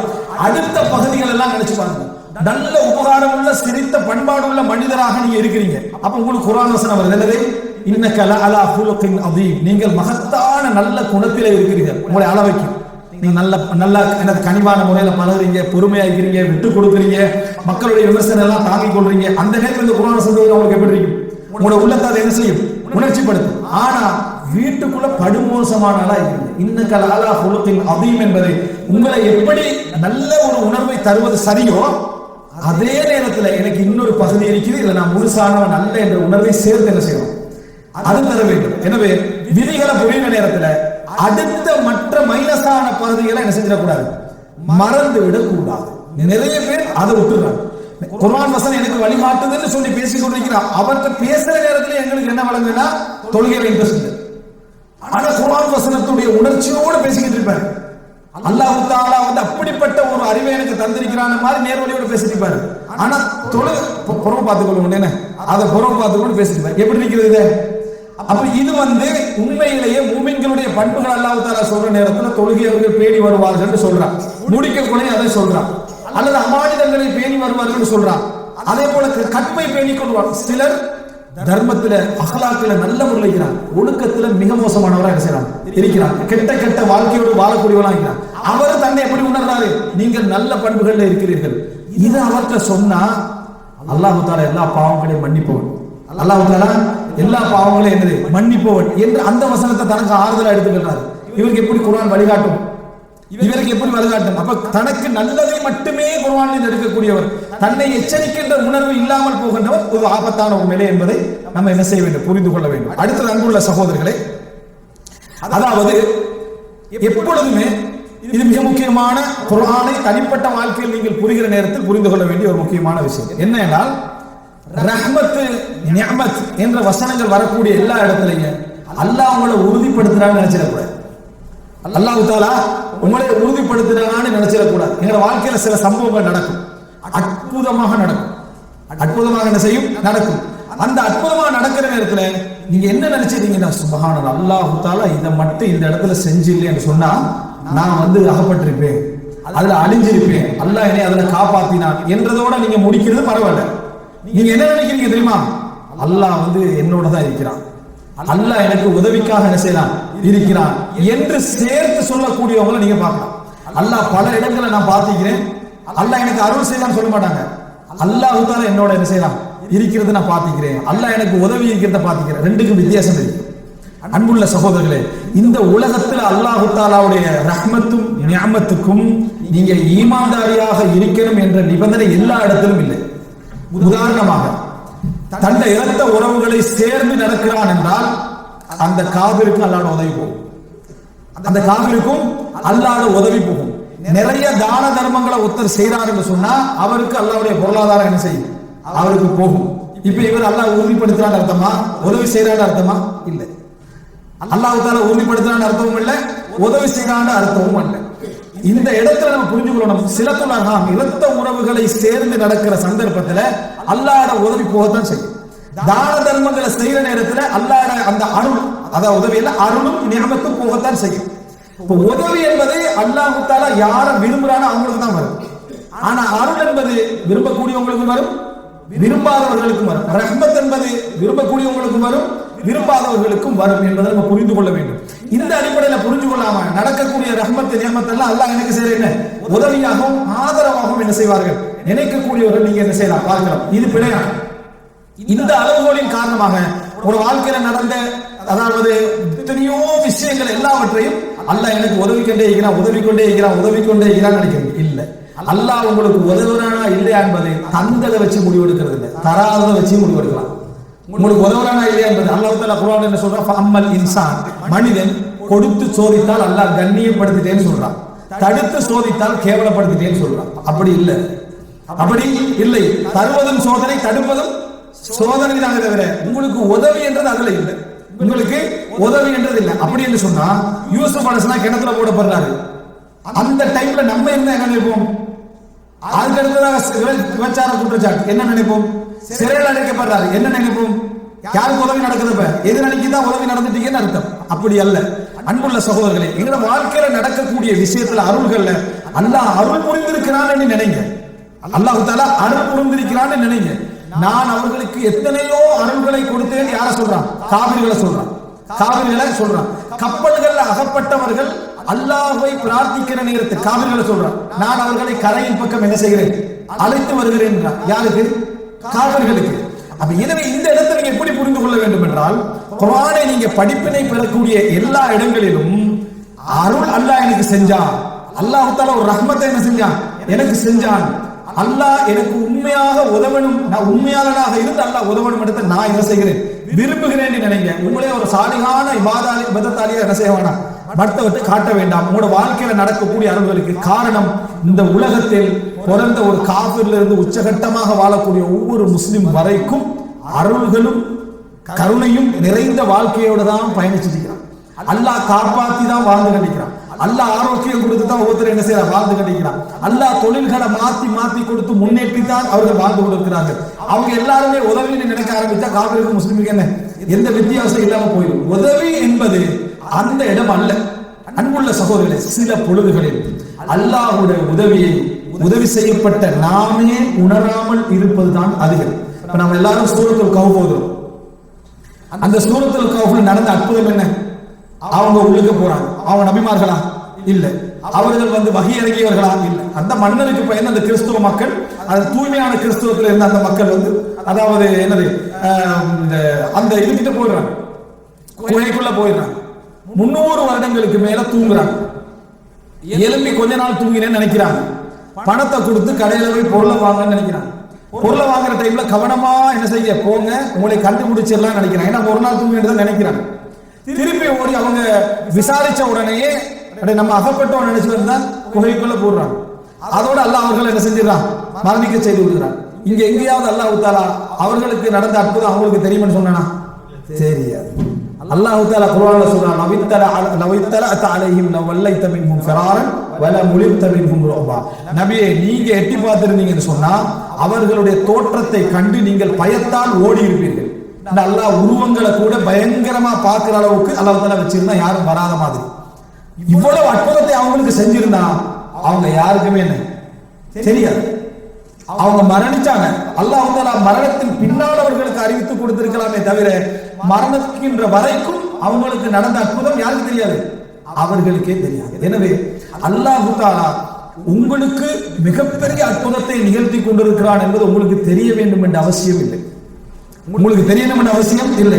உங்களுக்கு தெரியாமலே நீங்கள் கண் முன்னால காணாத ஆபத்துக்களை எல்லாம் அற்புதமா அல்லாஹ் நீக்கி உங்களை இப்பொழுது வாழ வைத்துக் கொண்டிருக்கலாம். அதை உணர்வது உங்களுக்கு ஆபத்தை தவிர நல்லதல்ல. என்ன காரணம் என்றால் அதை உணர்கிற நேரத்தில் அவசரமாக ஷைத்தான் உங்களோட என்ன ஒரு பெரிய அற்புதம் இந்த வாழ்க்கையில நடந்திருக்கின்ற ஒரு பெருமை வருவதற்கான வாய்ப்புகள் உண்டு. அதனாலதான் அற்புதங்கள் நடக்காத வரைக்கும் உங்களோடு இருக்கக்கூடியவர்கள் என்ன உங்களை சாதாரண மனிதராக நினைப்பாங்க. உங்களுக்கு ஏதாவது அற்புதங்கள் நடந்துச்சுன்னா நீங்க ஃபித்னாவா என்ன செஞ்சிருவீங்க, மாறிவிடுவீர்கள் என்பதை புரிந்து கொள்ள வேண்டும். அன்புள்ள சகோதரர்களே, தனி மனித வாழ்க்கையிலும் நிறைய கராமத்துகள் நடக்கும். அல்லாஹ் சங்கை புரிந்து கொண்டிருப்பான்.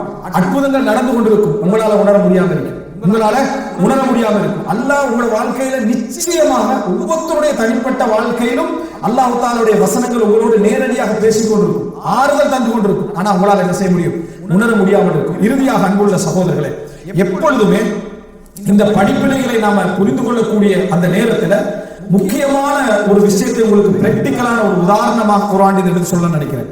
எப்பொழுதுமே நாங்கள் எந்த நிலையில் இருக்கிறோம், எப்படிப்பட்ட சூழ்நிலையில் இருக்கிறோம், எப்படிப்பட்ட வாழ்க்கை வாழ்ந்து கொண்டிருக்கிறோம் என்பதை அதை கடந்த பின்னால்தான் எங்களால் உணர முடியும்.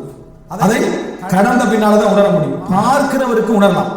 உலகத்திலேயே மிகப்பெரிய தண்டனை என்ன தெரியுமா, நீங்க சந்தோஷமா இருக்கிறீங்கன்னு அடுத்தவன் சொல்லி தெரியுது. எப்படி நீங்க சந்தோஷமா இருக்கிறீங்கன்னு சொல்லி அடுத்தவன் சொல்லித்தான் உங்களுக்கு தெரிய வர தெரிகிறது. இதுதான் மிகப்பெரிய ஒரு சோகம். இன்னைக்கு நிறைய பேருக்கு அதுதான். நிறைய பேர் அவன் சந்தோஷமா இருக்கிறான் அவனுக்கு தெரியாது. அடுத்தவர் சொல்றாரு, அல்ஹம்துலில்லாஹ் எனக்கு அல்லாஹ் தஆலா தந்திருக்கக்கூடிய அந்த கஷ்டங்களை பார்க்கணும் உங்களுக்கு என்ன சொல்ற நேரத்தில் இவன் உணர்றான், உண்மைதானே நல்லா தானே இருக்கிறோம். அது வரைக்கும் அவன் சந்தோஷமா இருக்கிறான் அவனுக்கு தெரியாது. இது பெரிய ஒரு தண்டனை, இது பெரிய ஒரு தண்டனை. அதனாலதான் குர்ஆன் என்ன செய்தன்னு சொன்னா, நீங்க எப்படி இருக்கிறீங்கன்றத பேசிக்கிட்டே இருக்கீங்க. அல்லாஹ் உங்களுக்கு நிறைய தந்திருக்கிறான் உணர்த்தி கொண்டே இருக்கும் குர்ஆன். நீங்க பெரிய ஒரு இடத்துல இருக்கிறீங்க, அல்லாஹ் உங்களுக்கு ஆரோக்கியத்தை தந்திருக்கிறான், நல்ல வாழ்க்கையை தந்திருக்கிறான், கஷ்டத்துக்கு மத்தியில நிம்மதியை தந்திருக்கிறான் சொல்லிக்கொண்டே இருக்கும். காரணம் என்னன்னா, அதை தாண்டும் வரைக்கும் அந்த சந்தோஷம் நம்மளால புரியாது. எங்களுக்கே தெரியாம புரியாது. என்ன நடக்கும் தெரியுமா, எங்கள்கிட்ட சபர் இருக்காது, பொறுமை இருக்காது. பொறுமை இல்லாட்டி முதலாவது சப்ஜெக்ட் என்ன வரும் தெரியுமா, சுக்ர் இருக்காது, நன்றி இருக்காது. நிறைய பேருடைய வாழ்க்கையில பேசுற சந்தர்ப்பத்தை நீங்க கேட்கலாம், எப்படி இருக்கிறீங்கன்னு கேட்டா, அல்லாஹ் ஏதோ சோதிச்சிருக்கிறான், இன்ஷா அல்லாஹ் இன்னைக்காவது ஒரு நாள் தருவான். அப்படின்னா இன்றைக்கு உனக்கு ஒன்றுமே தரல, இன்னைக்கு உனக்கு ஒண்ணுமே தரல, அல்லாஹ் தஆலா சோதிச்சு கேட்டீங்கன்னா இதுக்கு புறம் இவருக்கு என்னது தருவாராம் என்று பேசக்கூடிய சங்கையற்ற வார்த்தைகளை நீங்க பார்க்கலாம். உங்களோட புள்ள வாப்பையை நிறைய கஷ்டப்படுத்துகிறார் தான், ஆனா இன்ஷா அல்லாஹ் ஒரு நாள் தருவார்னு நம்புறேன்னு சொன்னா நீங்க சந்தோஷப்படுவீங்களா? உங்களோட மனைவி ஹஸ்பண்ட் என்ன நிறைய வேலை வாங்குறாரு தான், ஆனா ஒரு நாள் தருவார்னு நம்புறேன்னா நீங்க சந்தோஷப்படுவீங்களா? சாதாரணமாக இருக்கக்கூடிய மனிதனே இந்த வார்த்தையில கவலைப்படுறான்னா எல்லாம் படைச்சு உங்க வாழ்க்கையே நியமத்தை தந்திருக்கக்கூடிய அல்லாஹ்வுக்கு சொல்ற வார்த்தை என்ன தெரியுமா?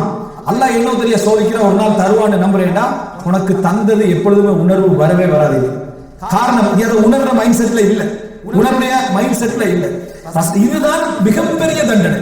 அதாவது நம்ம இருக்கக்கூடிய சந்தோஷத்தை இன்னொருவர் சொல்லி தெரியக்கூடிய நிலைமையில நம்ம இருக்கிறது மிகப்பெரிய தண்டனை. இதுதான் குர்ஆன் உங்களுக்கு உணர்த்தக்கூடிய மிக முக்கியமான இடம். ஹுஸ்னுல் தன்னி பின்னா, அல்லாஹ்வை பற்றிய நல்லெண்ணத்தோடு பயணிப்பது. அல்லாஹ் உதவி செய்யறான்னு பயணிப்பதல்ல, அல்லாஹ் எனக்கு நிறைய தந்திருக்கிறான் என்ற எண்ணத்தோடு என்ன செய்யுது? பயணிப்பது.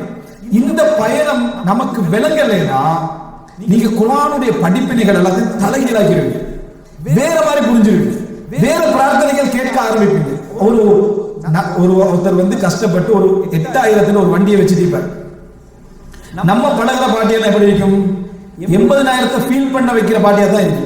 பெரும்பாலும் நம்மளுக்கு சூழ உள்ளவங்க அதிகமான நீங்க பார்க்கலாம், உலக கவலை உங்களுக்கு ஏற்படும். நீங்க கஷ்டப்பட்டு ஊர்ல ஒரு பெரிய செலவழித்து 2 மாடி கூட கட்டிப்பீங்க, எல்லாரையும் விருந்துக்கு கூப்பிடுவீங்க.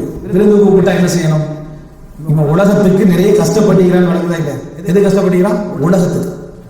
அவன்கிட்ட போய் எங்க டைல்ஸ் எடுத்துன்னு கேட்குறது, இது இங்க கொண்டு போகாத மாதிரி இங்க இட்டாலியிட்ட டைல்ஸ் எடுத்துக்கலான்றது. அதோடு அவன் அந்த செலவழிச்ச 2 கோடியும் அப்படியே ஒரு வேஸ்டா உணர்வான். தண்ணி பிரஷர் போதான்னு கேட்கறது, மேலுக்கு தேங்க தூக்கி வானத்துல வைக்கிறது, விளங்கிட்டா? அப்பதான் பிரஷர் என்ன செய்யும்? பவரா வரும். பலகை எங்க எடுத்தீங்கன்னு கேட்கறது, சரியா? இது தெற்க எடுத்துக்க, அதை அவ்வளவு கொண்டு போத இது எடுத்தீங்களான்றது. இதுல செய்யலாம் கூட்ட சாப்பாடு திருப்பி வெளியே போனதுக்கு அவன் கவலையில உட்கார்ந்துருக்கு. அவன் அந்த வண்டை கொடுத்தானே, அதுதான் ஃபுல் கண்ட்ராக்ட் நாசமா போனதுக்கான காரணம். 2 கோடிக்கு அப்புறம் அவனுக்கு கிடைச்ச என்ன கவலை ஏற்படுத்தினது யாரு? இந்த உலக சிந்தனை உள்ளவர். அவன் தான் 2 கோடிக்கு செலவழிச்சு கஷ்டப்பட்டு கட்டிட்டான். என்ன செய்யணும்? உலகத்துல நீங்க எவ்வளவு செலவழிச்சாலும் ஒரு குறையோட தான் இருக்கும், அது குறையோட தான் இருக்கும். மாஷா அல்லாஹ் நல்ல முறையில கட்டிங்க, பொய்யும் இல்லையே, நல்ல முறையில் கட்டி அழகா இருக்குது வீடு. ஏதாவது அவரே செலவேல உணர்ந்து இது இந்த இப்படி ஒரு பெருசா நீங்க கட்டுற டைம்ல ஒரு குறை வரத்தான் செய்யும். அந்த பில்டிங்ல பாருங்க, இந்த பில்டிங்ல பாருங்க, உலகத்துல எவன் கட்டின பில்டிங்ல ஒரு குறை இருக்கும். அதை சொல்லி அவரை ஆறுதல் படுத்தாம அவர் சுஜூத் செஞ்சாலும் கவலையோட சுஜூத் செய்யற மாதிரி வாழ்ந்தாலும் வைஃப்ட உங்களோட ஃபேமிலி உள்ள பாஸ் போட்டு வேலை செஞ்சேதான் டோட்டல் பிரச்சனைக்கு காரணம். சண்டை வாரடும் உணர்த்திட்டு போறோமா இல்லையா? தொழில்ல மத்த இதுல எல்லாம் அந்த நியமத்தை அப்ப நமக்கு சூழ உள்ள பாட்டியெல்லாம் அந்த மாதிரியான ஆக்களாத்தான் அதிகமா இருப்பான். நீங்க நியமத்தை உணர்வீங்களாமே, உங்களோட இருக்கிற வாகனத்துல நியமத்தை உணர்வீங்களா? முதல்ல அல்லாஹ் தஆலா ரசூலுல்லாஹ் சொல்றான், உங்களோட பார்வையை திருப்புங்கன்றான். என்ன? நீங்கள் உங்களது 2 கண்களையும் அவர்களுக்கு வழங்கி இருக்கக்கூடிய நியமத்துக்களின் பக்கம் உங்கள் கண்களை நீட்ட வேண்டாம். உங்களோட கண்களை நீட்ட வேண்டாம். உங்களோட நஃப்ஸ காலை மாலையும் அதுக்காக செய்து கொண்டிருக்கக்கூடிய திக்ர் செய்து கொண்டிருக்கக்கூடிய மக்களோடு பொறுமையாக வையுங்கள் என்றார். நீங்க கண்ணை திறந்தீங்கன்னா உள்ளம் திறக்கும், உள்ளம் திறக்கும், நிக்காது. ஒரு இடத்துல நிக்கும்னா கொஞ்சம் திறந்து பார்க்கலாம், அது நிக்காது. அது என்ன செய்யாது?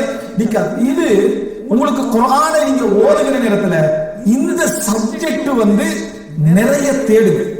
உங்களை நீங்க பெரிய நியமத்துல இருக்கிறீங்க, உங்களுக்கு ஆறுதல் சொல்லி உங்களோட மனசை உறுதிப்படுத்துற மாதிரியான இடங்களை நிறைய குர்ஆன் கூடுதலாக பேசுவது அதனை பேசும். கூடுதலாக அம்மா பினிஅமத்தி ரப்பிக ஃபஹத்தித் ரசூலுல்லாஹ் 7 அந்த வசனத்தை சொல்றாங்க. அப்ப ரசூலுல்லாஹ் 7 உங்களுடைய அல்லாஹ்வுடைய நியமத்தை நீங்க என்ன செய்ய? வெளிப்படுத்துங்க. அதுக்கு அல்லாஹ் தஆலா சொன்னது என்ன தெரியுமா? நீங்கள் வழியற்றவராக இருந்தீர்கள், உங்களுக்கு அல்லாஹ் வழிகாட்டினார். ஏழையாக இருந்தீர்கள், வசதியாக இருக்கிறார். அப்போ இதைத்தான் அல்லாஹ் தஆலா ரசூல் ஸல்லல்லாஹு அலைஹி வஸல்லம் நீங்க அனாதையாக இருந்தீர்கள், உங்களுக்கு புகலிடம் கொடுத்தார். இதுதான் அருள். இதை நம்ம அருளா நினைப்போமா? நினைச்சு பாருங்க. நான் அனாதையா இருந்தேன், இப்ப கொஞ்சம் முன்னேறிட்டேன், இதை நம்ம அருளாக நினைப்போமான்னு கேட்டால் காரணம் நம்முடைய அந்த பொறுமையின்மையும் நன்றியின்மையும் இதெல்லாம் சின்னதா பார்க்கணும். எப்பொழுதெல்லாம் நீங்க அல்லாஹ்வுடைய நியமத்தை மிக பெரிதாக பார்க்க ஆரம்பிக்கிறீங்களோ உங்களுக்கு சபர் வரும், சுக்ர் என்ன செய்வார். அன்புள்ள ஒரு சம்பவத்தை சொல்லி முடிக்கிறேன். நம்ம எல்லாம் சூரா சபா ஓதிக்கிறோம். சூரா சபா அது அதாவது யமனுடைய முக்கியமான ஒரு ஆட்சியை பற்றி அல்லாஹ் தஆலா சொல்றான். சபா என்றதை பற்றி ரசூலுல்லாஹி ஸல்லல்லாஹு அலைஹி வஸல்லம் அவர்கிட்ட கேட்கப்பட்டதாக ஒரு செய்தி வருகிறது. அது முஸ்னத் அஹ்மதுல சில அறிஞர்கள் அதை சஹீஹ் என்றாங்க, பலகீனம் என்று சொல்கிறார்கள்.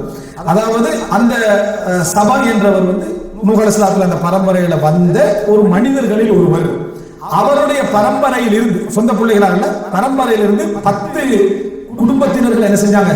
உருவாகினாங்க. அதுல 4 குடும்பத்தினர்கள் சிரியா தேசம் வழியாகவும் 6 குடும்பத்தினர்கள் யமனிலும் என்ன செஞ்சாங்க? அவர்கள் இருந்தார்கள் என்று ரசூலுல்லாஹி ஸல்லல்லாஹு அலைஹி வஸல்லம் அந்த செய்தியில சொல்றாங்க. அன்புள்ள சகோதரர்களே, சபா பத்தி அல்லாஹ் தஆலா சொல்ற சந்தர்ப்பத்துல சொல்றான், இவங்க பெரும் ஆட்சி பிரதேசமாக மாறி இருந்தாங்க. இந்த சபா வந்து பெரும் ஆட்சி பிரதேசமாக மாறி இருந்தாங்க. சுலைமான் அலைஹிஸ்ஸலாம் சம்பவம் வரப்போ அல்லாஹ் தஆலா சொல்றதுக்கு காரணம் அந்த சபக் வழியாக வந்தவன் தான் அந்த அரசு, நம்ம பல்கீஸ் சொல்றோமே அந்த அரசு, அந்த சபக் வழியாக வந்தவங்க அவங்க ஆட்சி புரிஞ்சு கொண்டு இருந்தாங்க. இந்த ஆட்சியில் அல்லாஹ் தஆலா சொல்றான் அந்த மன்னர்கள் என்ன செய்யறாங்கன்னா ரெண்டு அந்த பெரும் பிரதேசத்துல உள்ள ரெண்டு மலைகள் மலை தொடர்கள் இருந்துச்சு. இந்த மலை தொடர்கள் எல்லாம் கட்டுமான பணிகள் செஞ்சு அடைச்சி நீர்வீழ்ச்சிகளை தேக்குறாங்க. தேக்கி கடுமையான டேம் ரெண்டு என்ன செய்யுது உருவாகுது. அதன் காரணமாக விளைச்சல் என்ன செய்யுது தேவையான நேரத்துக்கு தண்ணீரை விட்டு விட்டு விளைச்சல் பெருகுது. எந்த அளவுக்கு என்று சொன்னால் பழம் பறிக்க தேவையில்லை, விழுந்து கொண்டே இருக்கும் என்ற அளவுக்கு விளைச்சல் பெருகி ஒரு நல்ல ஒரு அதாவது நியமத்துக்களை அனுபவிக்கக்கூடியவர்களாக மாறினார்கள். என்ன நியமத்தா? அல்லாஹ்வுடைய உதவி அல்ல, சோதனைகள். அல்லாஹ் நியமத்துக்கள் அனுபவிக்கக்கூடிய ஒரு பெரும் கிட்டத்தட்ட வரலாற்றை பார்க்கிறோம் 800-1000 வருடங்கள் அந்த மம்லக்கா அந்த ஆட்சி என்ன செய்து நின்று கொண்டே இருக்கு. இப்படி இருந்த இவர்களுக்கு வந்து இவங்க என்ன செய்யறாங்கன்னு சொன்னா எப்பையும் நியமத்து பழகினா அடுத்தது அந்த மூசா சமுதாயம் என்ன கேட்டாங்க, என்னது இதை விட்டுட்டு எங்களுக்கு பருப்பு கீரை வெங்காயம் இதுதான் சொல்லி இதே மண்ணு செல்வாவா என்ன செஞ்சுட்டு அவங்களுக்கு அந்த அந்த தன்மை அவர்களுக்கு உருவாகுது.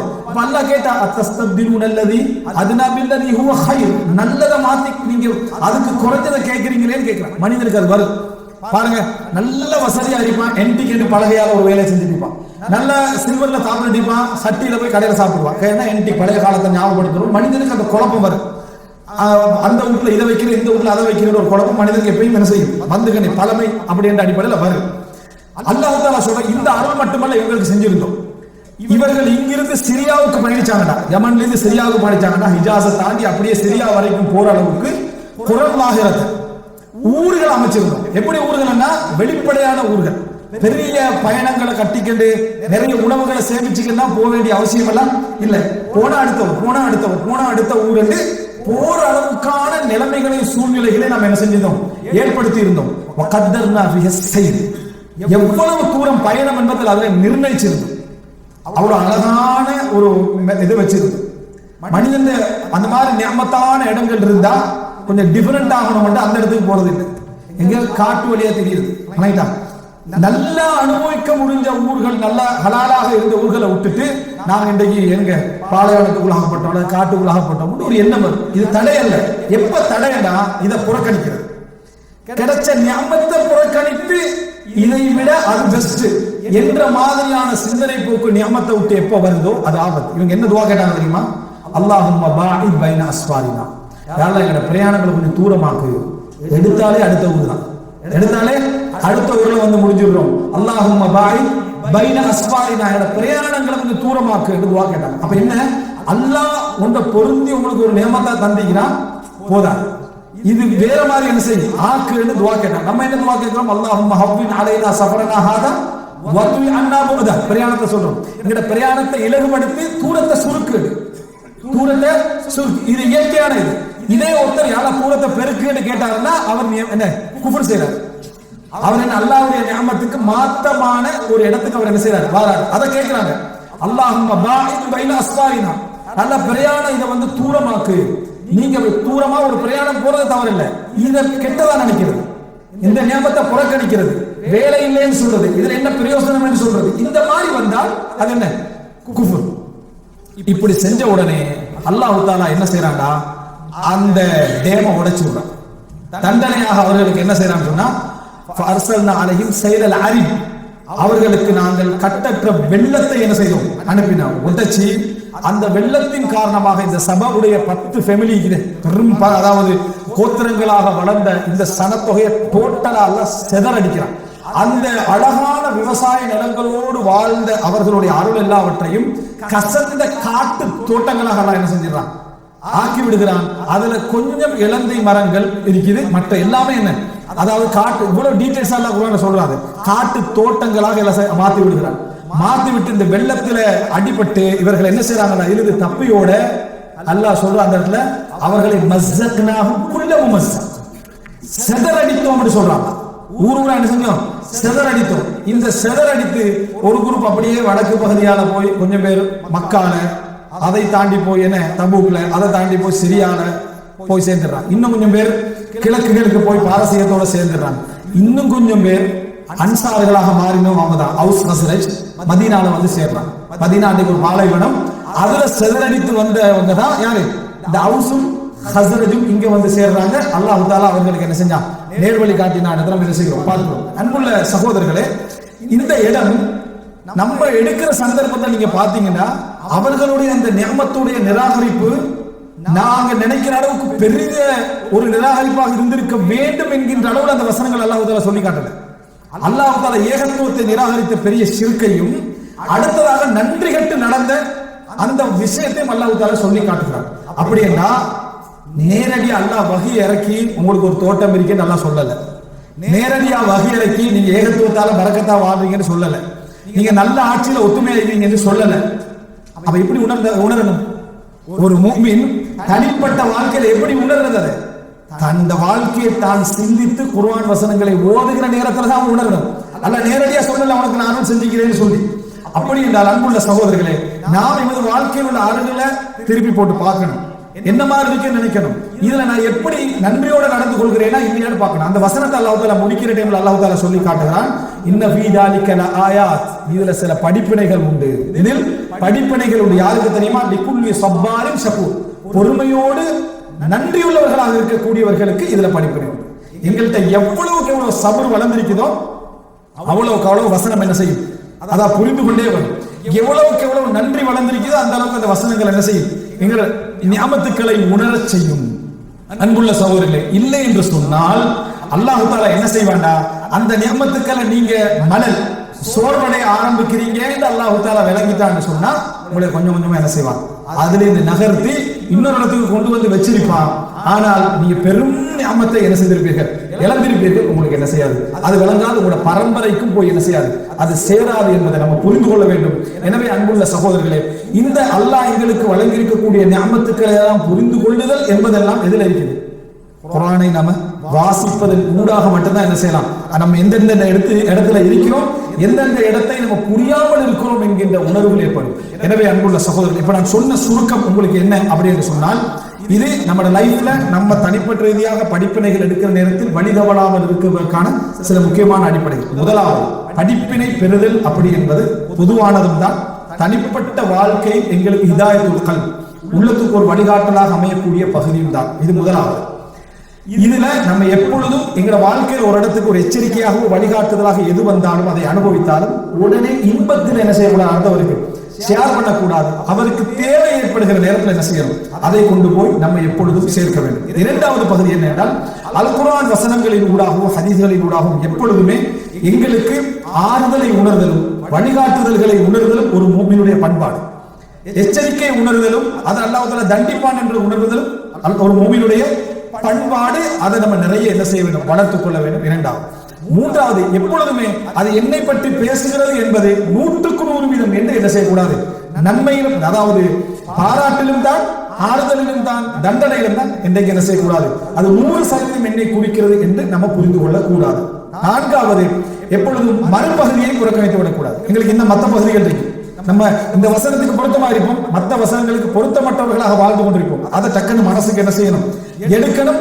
எடுத்து அதை நாங்க இந்த பகுதியை மாற்றிக்கொள்ள வேண்டும் என்ற சிந்தனையோடு நம்ம அதில் என்ன செய்ய வேண்டும்? செயல்பட வேண்டும். அடுத்ததாக, எப்பொழுதும் அல்லாஹ் நமக்கு தந்த ரஹ்மத்தையும் நியமத்தையும் உதவியாக செஞ்சிடக்கூடாது, விளங்கிவிடக்கூடாது. சில இடங்களில் அது உதவிதான். அது நம்ம உணர்வதற்கு நம்ம மூமினாக இருக்க வேண்டும். நம்ம உண்மையாக மூமினாக இருக்கிறான்னு எப்ப தெரியும்? அல்லாஹ் உதவிதான் எப்ப தெரியும்? மறுமையில தான் என்ன செய்ய தெரியும். எனவே எல்லா விஷயங்களையும் அருளாகவும் ரஹ்மத்தாகவும் நம்ம என்ன செய்யணும்? நினைக்கணும் என்பதுதான் நம்ம பெற வேண்டிய முக்கியமான இடம். எந்த வசனங்கள் வந்தாலும் சரி, எந்த வசனங்கள் இந்த உலகத்துல நீங்க எங்க காப்பாற்றப்பட்டாலும், எங்க உதவி நடந்தாலும், எங்க ஆறுதல் நடந்தாலும் என்ன? அது ரஹ்மத்தும் நியமத்தும் தான், நஸ்ர் அல்ல. நஸ்ர் என்பது தெரியாதது, அது எங்களுக்கு தெரியாமல் இருக்கும் என்பதை நாம் புரிந்து கொள்ள வேண்டும். அடுத்ததாக, இறுதியாக, எப்பொழுதுமே நம்ம இருக்கக்கூடிய நியமத்தை உணர்ந்து கொள்ள அல்லாஹ்வின் மீது நல்லெண்ணம் என்ன செய்ய வேண்டும்? எப்பொழுதும் இருந்து கொண்டே இருக்க வேண்டும். அப்படி இருந்தால் மட்டும்தான் குர்ஆன் வசனங்களை ஹதீஸ்களை ஓதுற நேரத்துல நம்ம இருக்கக்கூடிய நியமத்தை பற்றி குர்ஆன் என்ன செய்கிறது? எங்களோடு பேசுகிறது என்ற உணர்வு வரும். அதனூடாக சபரும் சுக்ரும் எங்களுக்கு என்ன செய்யும் வர ஆரம்பிக்கும். அது நேரடியாக அல்லாஹ் தஆலா எங்களோடு பேச போவதில்லை. என்றைக்கும் புரிந்து கொள்ள வேண்டும். இவ்வளவு சொல்வதற்கான காரணம் அல்லாஹ் தஆலா எங்களுக்கு என்ன தனியான ஒரு வகையோடு எங்களோடு என்ன செய்வதில்லை, பேச போவதில்லை. அல்லது ஒரு நபியை அனுப்பி நேரடியாக அல்லாஹ் என்ன செய்ய போவதில்லை, பேச போவதில்லை. இருக்கக்கூடிய குர்ஆன் வசனம் தான் எங்களுக்கு என்ன செய்யுது, பேச போகிறது. எப்படி உதவிக்கு இன்னொரு மனிதன் மூலம் தான் அல்லாஹ்வுடைய உதவி எங்களுக்கு என்ன செய்யும் வருமோ, அதே போல படிப்பினையும் குர்ஆனின் ஊடாக தான் என்ன செய்யும் வரும். அதை சரியான விதிகளோடு புரியக்கூடிய மக்களாக நாம் மாறிவிட்டோம் என்று சொன்னால் நிச்சயமாக உலகத்தில் எவ்வளவும் காட்ட முடியாத ஒரு வழிகாட்டல குர்ஆன் என்ன செய்யும் காட்டும். அப்படிப்பட்ட ஒரு உறுதியான ஆறுதலான ஒரு பயணத்தை நாம் என்ன செய்வோம், மேற்கொள்வோம். அல்லாஹ் ரப்புல் ஆலமீன் இந்த வசனங்களின் ஊடாக நாம் சிறப்பான படிப்பினை பெற்ற மக்களாகவும் அதுபோல இந்த விதிகளை புரிந்து படிப்பினை பெறக்கூடிய மக்களாகவும் அல்லாஹ் தஆலா அனைவரையும் ஆக்கியல் புரிவானாக. ஹதா மா இந்தி வல் இல்மு இன்தல்லாஹ் வ அகூலு கௌலி ஹாதா வ அஸ்தக்ஃபிருல்லாஹ் லி வ லக்கும். வஸ்ஸலாமு அலைக்கும் வ ரஹ்மத்துல்லாஹி வ பரகாத்துஹு.